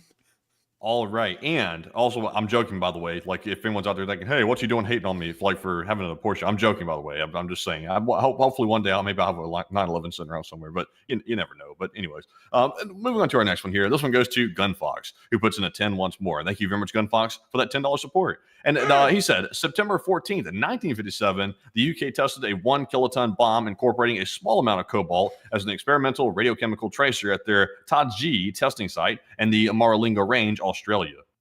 Mar-a-Lago? You mean Mar-a-Lago? I'm just kidding. But beyond that, I thank you for the support of this channel. Keep it very interesting to hear. I actually did not know that, and I thank you for sharing that information with us on British nuclear weapons testing. Oh, by the way, I forgot to mention that to you all. The British would test their nuclear weapons in Australia back when they were making them, so kind of cool with that. And I think the French would test their nuclear weapons somewhere in West Africa, but I forgot exactly where. But anyways, with that, I hope that does address that well, and thank you once again for support and helping this channel to keep on running. And with that, we are on to the next one. And the next one goes to AMX10 Speedy Bang Bang, who puts in a $10 donation. And thank you very much, AMX10, for that support. They said, I saw a NOTAM for parking the B-2 stealth bombers at Diego Garcia. It lasts until May the 1st, but I'm pretty sure that a stealth bomber would not be intimidated by a parking warden.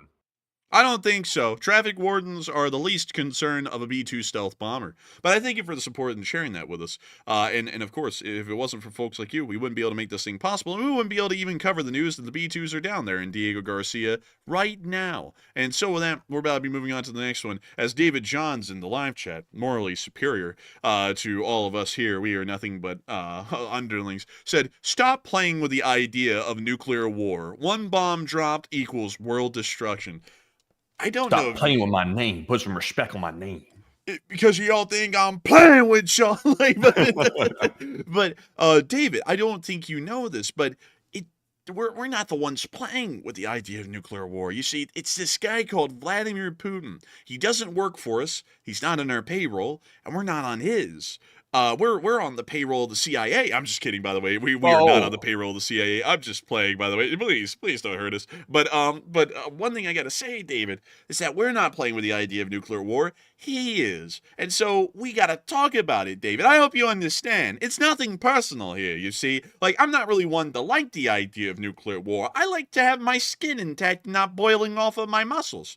But nevertheless, it's a reality we live in. And for that reason, considering that we're news people, we have to talk about it. Now, if you would like to be more morally superior than us, please, by all means, be more morally superior. But I do have to say that if you're morally superior enough to where you deny reality and you act like we can't even touch on reality, then you might be running into some issues here. Maybe you might not be a fit for this channel. I hope you understand, though. It's nothing personal. It's just business. But with Call in Birdman. Call in the Birdman, and let's get him on this. the Birdman. Put some respect on my name. Bro, why do you say it so demented, man? You went, put some respect on my name. It's like, honestly, it was not said like that. It was said a lot differently. It was said, put some respect on my name, and then he spit out his dentures.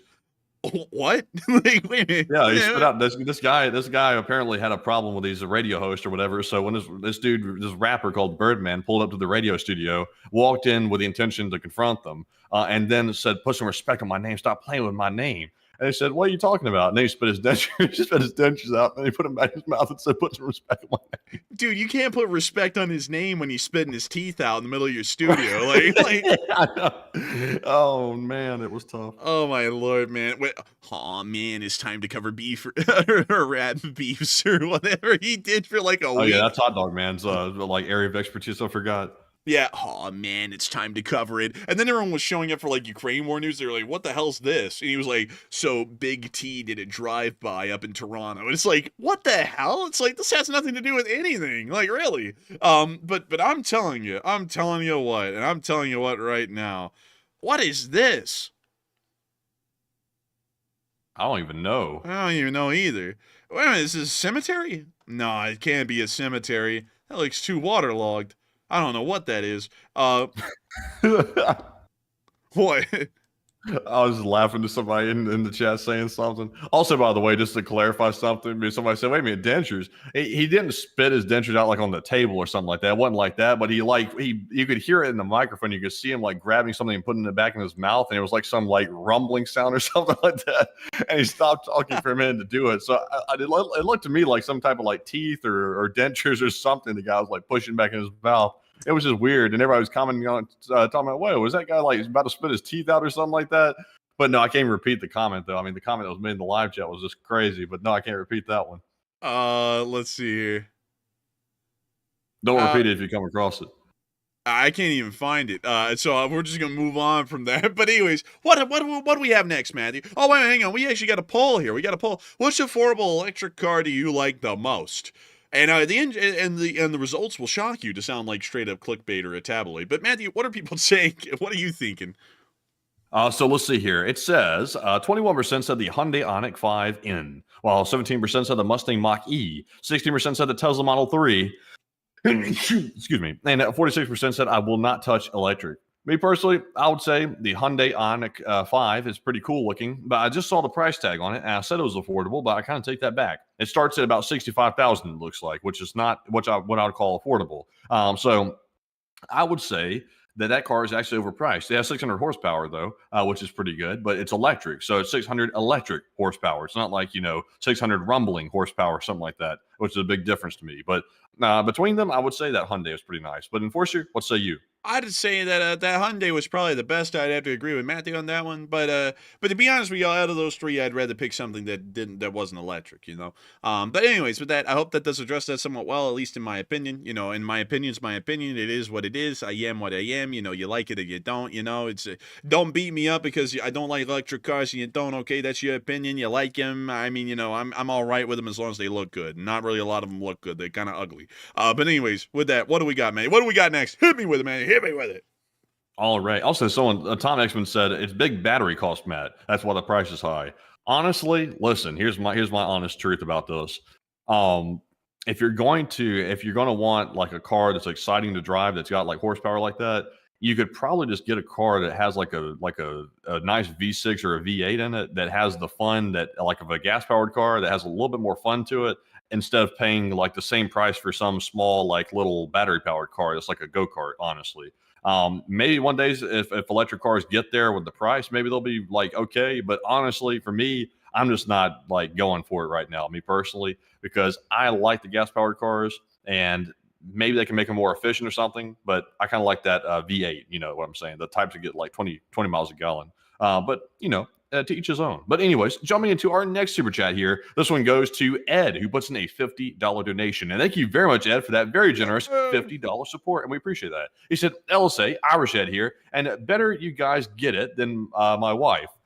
And they are going to learn not to wake a sleeping giant. And we are Americans, so sticking together and our allies. LSA, and please take one from the live chat. And I'm not going to lie, Ed, that first line right there got me confused for a minute. I was like, wait a minute, what? I was like, I'm sorry, I think I'm misunderstanding. But thank you very much, Ed, for the support. I think I get it now. But Enforcer, what say you? He's giving us the money so that his wife doesn't spinning on shoes and clothes. And I appreciate you for that, Irish Ed. I got to thank you for that. And of course, it's for safekeeping here, I suppose. For coffee and for us to be able to keep working on this thing day in and day out. You know what I mean? It's not easy. It's like working down in the coal mines. Not really. Big respect to the coal miners. They work really hard. But beyond that, I got to say, thank you once again for the support. And those folks overseas, they're going to be learning not to wake with a sleeping giant. The Russians and the Chinese and such. They're going to be getting it. That's not bad. They're going to get what's coming to them if they keep messing around. And I would agree. We are Americans and sticking together, hopefully with our allies throughout the future. Long live the Leaf Spring Army, Ed. And we will make sure to take one from the live chat in your honor. And so with that, what do we got, Matthew? What do we got?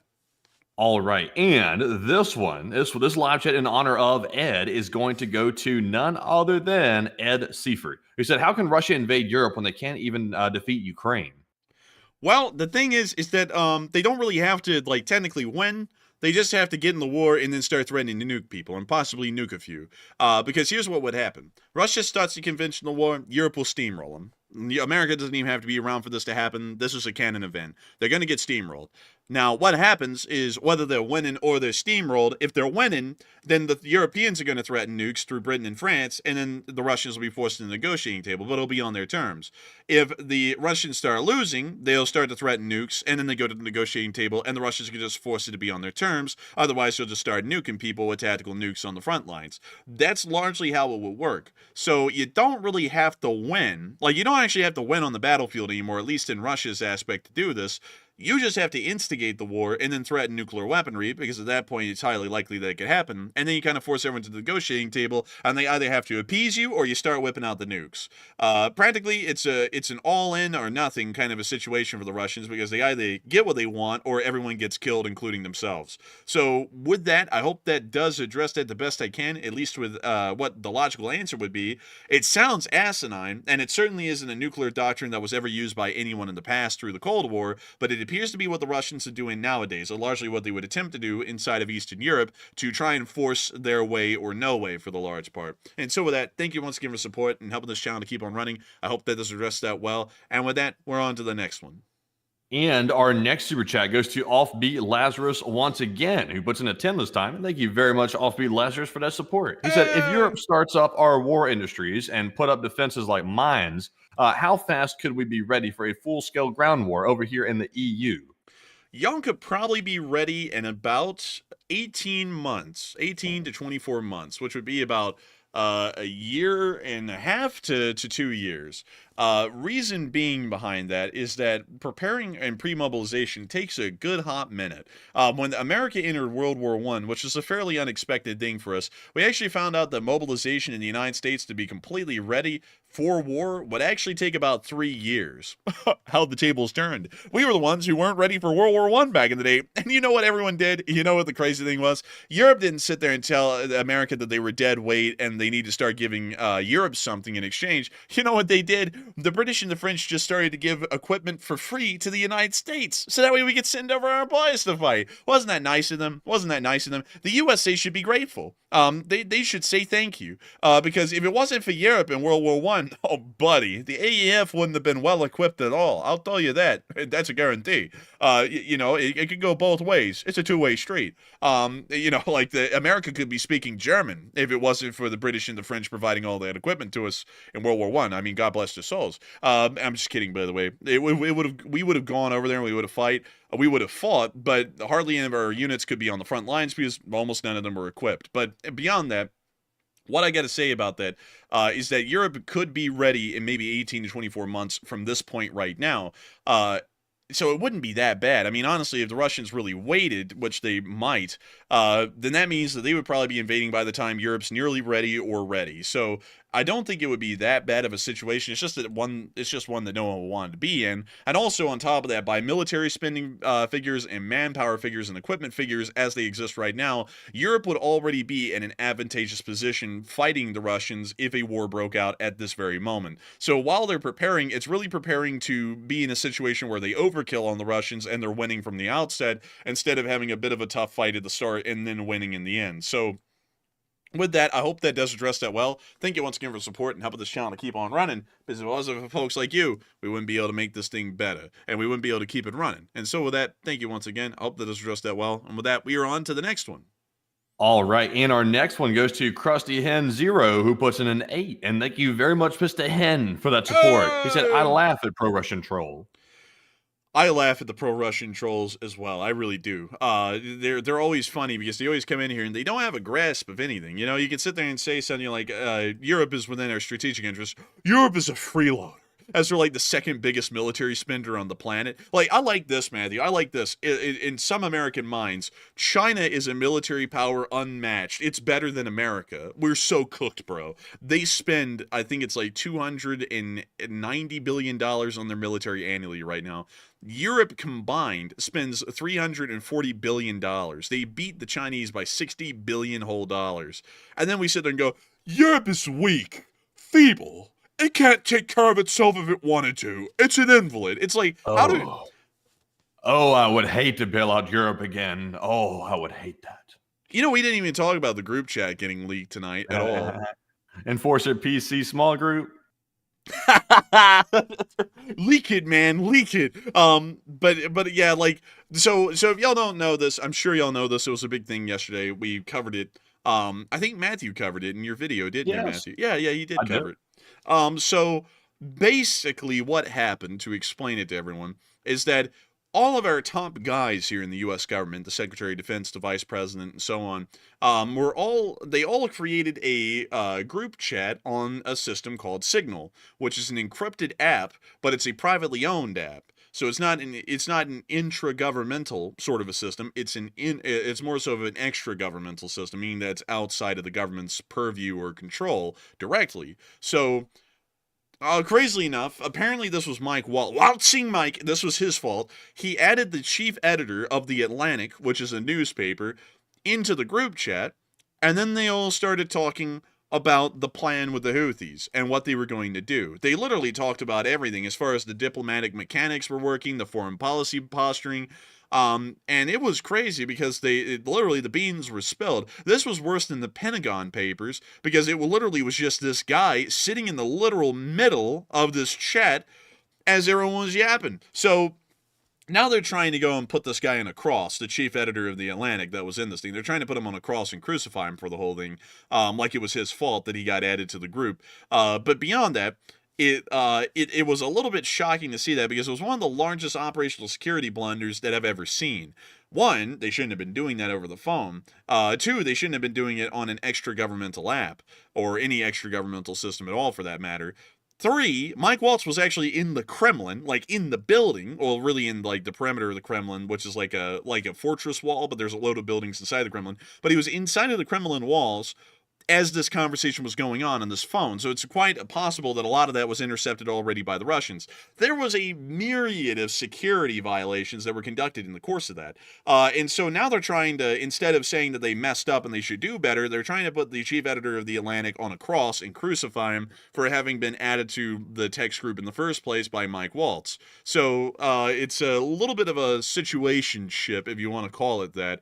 Also, by the way, I'm not sure if it was Waltz that was in Russia at the time that they were sending messages. It was Waltz. I think it was. Are you sure? Because I think it was one of them. I'm not sure if it was Waltz. I'm fairly certain it was Mike Waltz. I'm not really sure. I'd heard in one story, I can't remember which story it was. I'd heard that somebody was in Russia at some point during the communications in that group, but I can't remember who it was and I can't remember when it was. So it's kind of just like a bit of speculation on my part. Yeah, like honestly, but beyond that, that's still a major security violation that they did that in the first place. There's been some congressional hearings. I just messed that up badly. I have a stammer. There's been some congressional hearings that are being held on that so far, and everyone's trying to deny that they were mishandling the classified information inappropriately. And then when the congressional hearing committees are asking them, how do you handle classified information, none of them actually know how to. Like, none of them know the protocols. So they're saying, I didn't break the law, but I don't even know the law in the first place on how to handle classified information. So I actually asked a cybersecurity expert that I know. I asked him. I said, "Is Signal secure?" Obviously, I didn't ask him about the protocol because I think the protocol for handling that type of classified information is not to use a commercially available app. I think that's like pretty much well known at this point. You don't do that. You can go into a SCIF, I believe, and talk about it. I think it's one place, or you go to a secure location to talk about it, not over, like, for example, Telegram or WhatsApp or Signal or something like that. But Signal is considered like the best-in-class encryption, according to the cybersecurity expert I spoke to.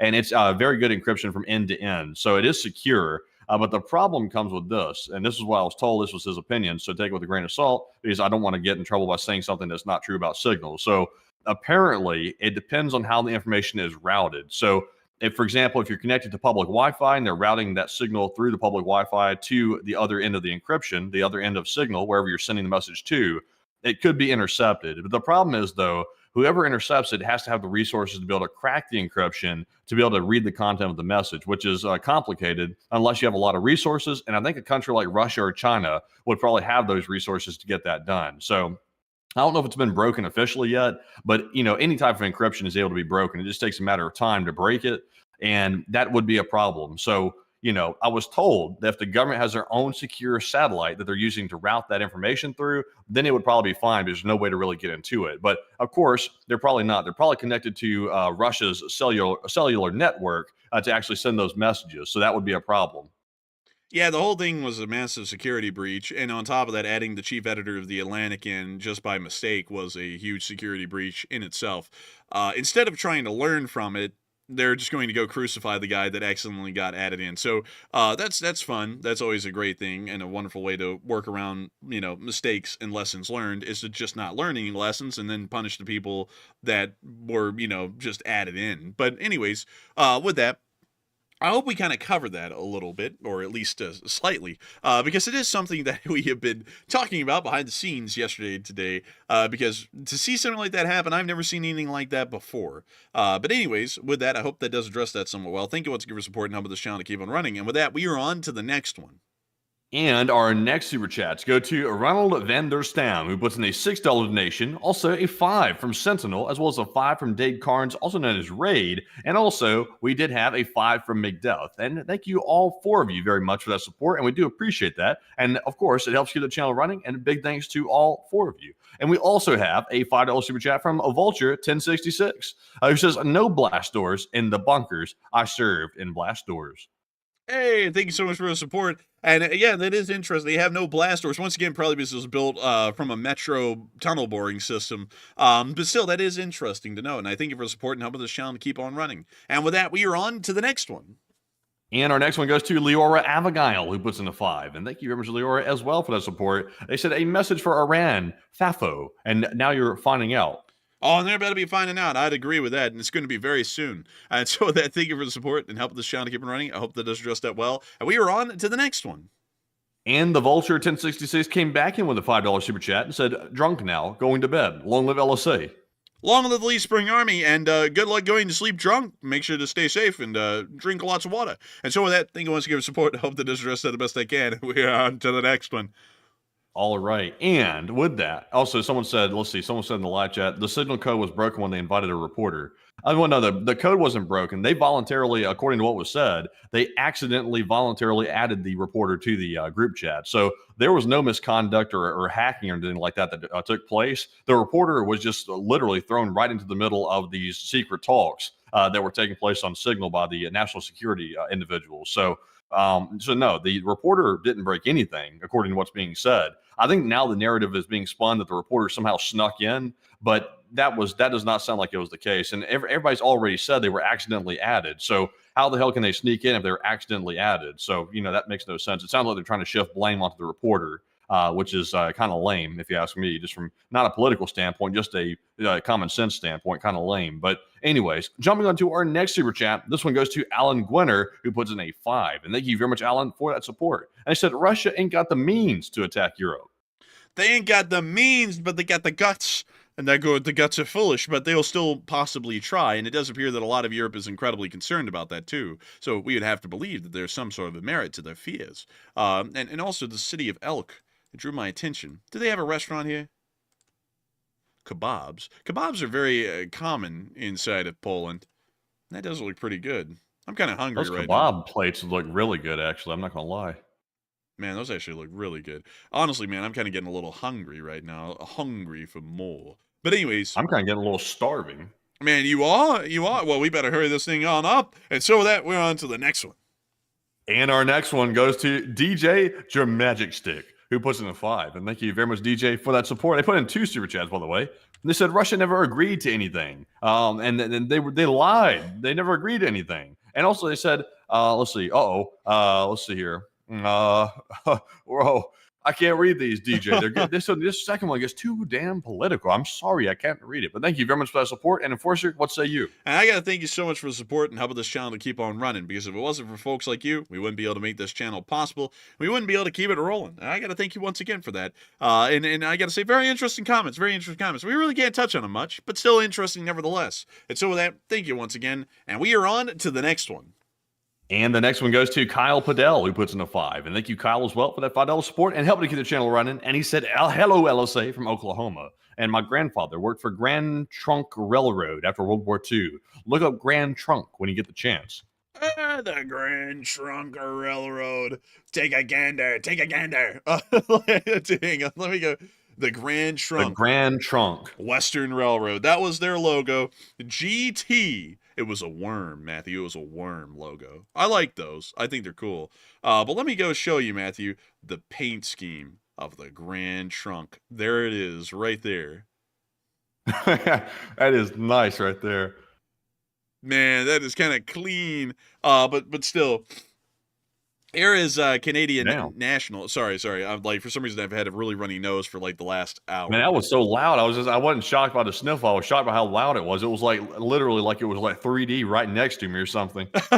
Listen, I'm not the FBI director. This is the sniffles, okay? I got snot. But it's I'll tell you what, that cold brew when it does kick in though. Hey, have you shown them that, by the way? Like honestly, I'm saying I'm not gonna lie way too much tonight. I gotta stop that. But whenever I drink the cold brew right for the stream, I literally start twitching. That stuff has so much caffeine in it. Show them the Twitter post real quick. Just a quick little side route on the Twitter post, showing them how my eyes get whenever that stuff. I drink that stuff. I tell you what, it hits so hard. Let's take a gander here. Let's see here. Let me see here. It's just like I start bugging. Man, he starts tweaking. He starts tweaking for you. Oh, let me see if I can find this. Oh man, I went all the way back to the 24th of March. Hold up here. I can find it. I swear. Oh, here. Wait. Oh, never mind. It should just be like a few down or something. Oh yeah, here we go. Man, you gotta love C-SPAN, man. Great things happen on C-SPAN. Here we go. This is how the cold brew hits Matthew. Man, I tell you, you can tell. Like that's how I'd be looking too, when that cold brew hits strong right there. I start looking just like that too. I start bugging out. Oh goodness, man. Honestly, that's bugging out to the extreme right there. But still, Grand Trunk eventually turned into Canadian National. It's actually, I believe it was absorbed in Canadian National in the merger. But still, pretty cool to hear that they actually work for the Grand Trunk Railroad, because I remember listening to that one, about the history of that one a little bit at some point. Don't really remember a lot of it, but it was a very interesting railroad. That is for certain. And so with that, thank you so much once again for the support. I hope that does address that incredibly well. And with that, it is time for us to move on to the next one. Also, someone said, "Huh, that's creepy." I'm like, listen, and also, by the way, somebody said on the Twitter post earlier, "You guys are getting so political." I'm just looking at another human making a face. It's like, I'm not talking about this guy's politics or whatever. I could care less. Although I just need to straighten out the tie a little bit. It's a little bit fat at the top. But I will say, whatever was going through his mind when he did that like bugged out look like that, I'd be curious to know, because it seems like he just like realized he was sitting in like a congressional briefing or something, and he just woke up. But he said that look was like of pure terror or bugging out or something like that. I'm not even really sure what he was thinking. Dude, he started seeing like mushrooms growing out of the walls or something like that. He's like, "Ugh." It's like, I don't know. Like, somebody check on that man. Is he all right? Man, I don't know. He didn't look like he was all right. But anyways, we're on to the next one. And the next one goes to Sully Canuck, who puts in a $10 donation. And thank you very much, Sully, as well, for that support and being a longtime channel legend. He said, "Another great show, boys." And another great show indeed. And I got to thank you once again for support, Sully Canuck, and helping this channel to keep on running. Because if it wasn't for folks like you, we wouldn't be able to make this channel possible. And so with that, we're on to the next one.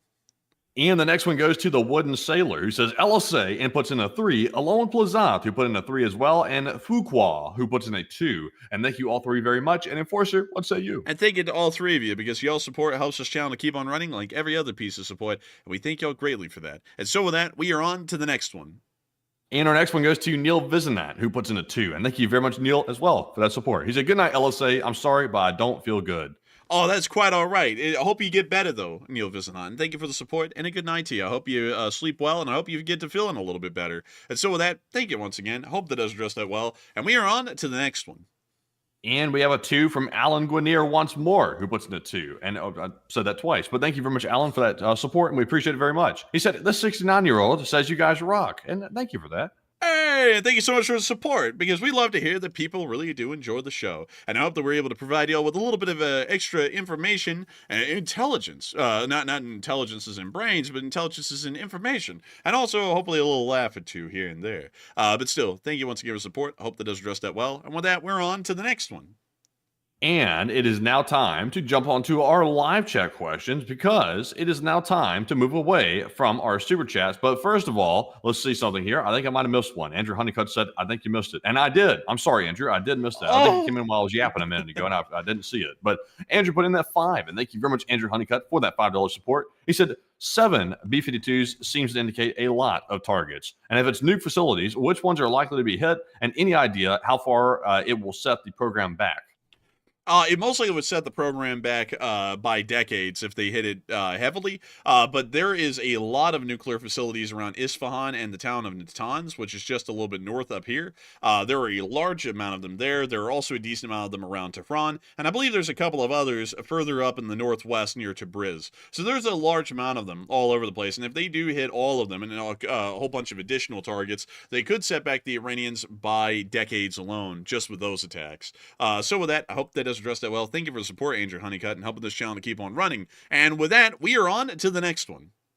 All right, so jumping into our live chat questions, we do have our Morse code decoders of the stream. And tonight we had Cliff Simonson, Mark Hodges, Earl Bernew, Kevin J, Paul Schultz, David Millsap, Royal Fluffiness, Ariel Gerbo, Johnny Dog, and Norm Pritchett. They said the Morse code for today reads, if this group chat leak is big, then watch this Russian retreat from Toretsk, LLT, LSA. And that's the sound of money. Y'all got that dead on the nail. That was the Morse code message of the night. And I got to congratulate y'all for getting that correct on the 1,126th day of the war, because y'all continue to get that correct time and time again. A very impressive thing, actually. And of course, a huge shout out to y'all once again for getting that right. And so with that, we are now moving on into the live chats. Due to time constraints, because we are now going overtime, we will be addressing 3 live chat questions, and then we'll be rounding out tonight's stream once and for all to get ready for tomorrow. And so with that, Matthew, what do we got? And this live chat question goes to Silver, who says, we keep hearing that Russia's economy is on the brink of collapse, but why would Russia want to expand the war with NATO if this is the case? If they expand the war into fighting NATO, they could possibly turn it into a near-nuclear or tactical nuclear conflict on the battlefield, and that would start to force a quicker end to the war or a status quo antebellum agreement by the end of that conflict. That's probably what the Russians will be looking for, or they may be thinking, if I'm going down, the whole thing's going down with me. That might also be another approach by the Russians. So kind of an all-or-nothing sort of of a concept by the Russian government. And so with that, I hope that addresses that the best I can, at least from how I'd understand it. And with that, we are on to the second to last question of the night. And this one goes to Triberium, who says, would it be surprising to find out that the U.S. may choose to nuke the nuclear sites in Iran as a show of force? I would highly doubt that they would nuke the nuclear sites in Iran. Using nuclear weaponry such as that would be pretty insane. But, I wouldn't rule it out because I was just thinking, well, there's a lot of other things that have been going on that don't make sense. But I would honestly doubt that heavily because nuclear weapons is a pretty severe move even against Iran that's attempting to nuclearize. So I'd highly doubt it. Mostly it would be conventional weapons used in the attack. So with that, I hope that does address that somewhat well. And we are on to the final question of the night. And so who is like the last person to throw in the lucky last question of the night? All right, and that viewer is Mandy Carroll, who says, if the USA attacks Iran, will the USA also be at war with Russia at that point, considering that Iran and Russia are allies? I don't really know. That's actually a good question. They do have some sort of a kind of enforceable, non-enforceable defensive pact sort of a thing. It's really more of a mutual weapons agreement more than a defensive pact where they'll provide weapons to each other whenever needed. So they wouldn't really join the war, but they would materially support the Iranians a lot like we're materially supporting Ukraine. But I don't really think it would lead to a greater war with Russia if we bombed the Iranians, at least in my opinion. I might be wrong with that. I might have to revisit the agreements and treaties between Russia and Iran to make sure I'm correct on that. But for now, I understand that the Russian Federation probably wouldn't stand up or stick out their neck for Iran because that probably would lead to them getting far worse results than they ever anticipated, really, even in Europe as well. So with that, I hope that does address that at least the best I can. And we have reached the end of tonight's stream. I got to thank each and every one of y'all so much once again for watching. It's been an absolute honor and a pleasure to be able to run this stream for all of y'all. And of course, if you did enjoy, please make sure to like, comment, and subscribe. We'd love to have y'all here, of course. And I also got to give a huge shout out to the 341,500 members of the Lee Spring Army. The Lee Spring Army is once again growing stronger and stronger by the day. And here before long, we'll probably be hitting 350,000 subscribers. Pretty crazy. But still, with that, I hope that does address it the best I can. But with that, Good night, good luck, take care, stay safe. Slava Ukraini, and long live the Lee Spring Army. The Lee Spring Army will never die. And with that, folks, thank you all for joining us once again tonight on day 1,100. Let's see here. It's not in front of me. I forgot what day. 1,126. 1,126 of the War News stream. I was panicking. I was looking at my banner. I didn't see it. I was looking at the title. I didn't see it. I was like, oh, damn, I'm screwed. But anyways, thank you all for watching once again tonight. And be sure to join us again tomorrow night at 10 p.m. Eastern for the next nightly War News stream. And also midday tomorrow as well for the short war video also. And with that, thank you all for watching once again. And Slava Ukraine. Here on Slava. Thank you all and good night.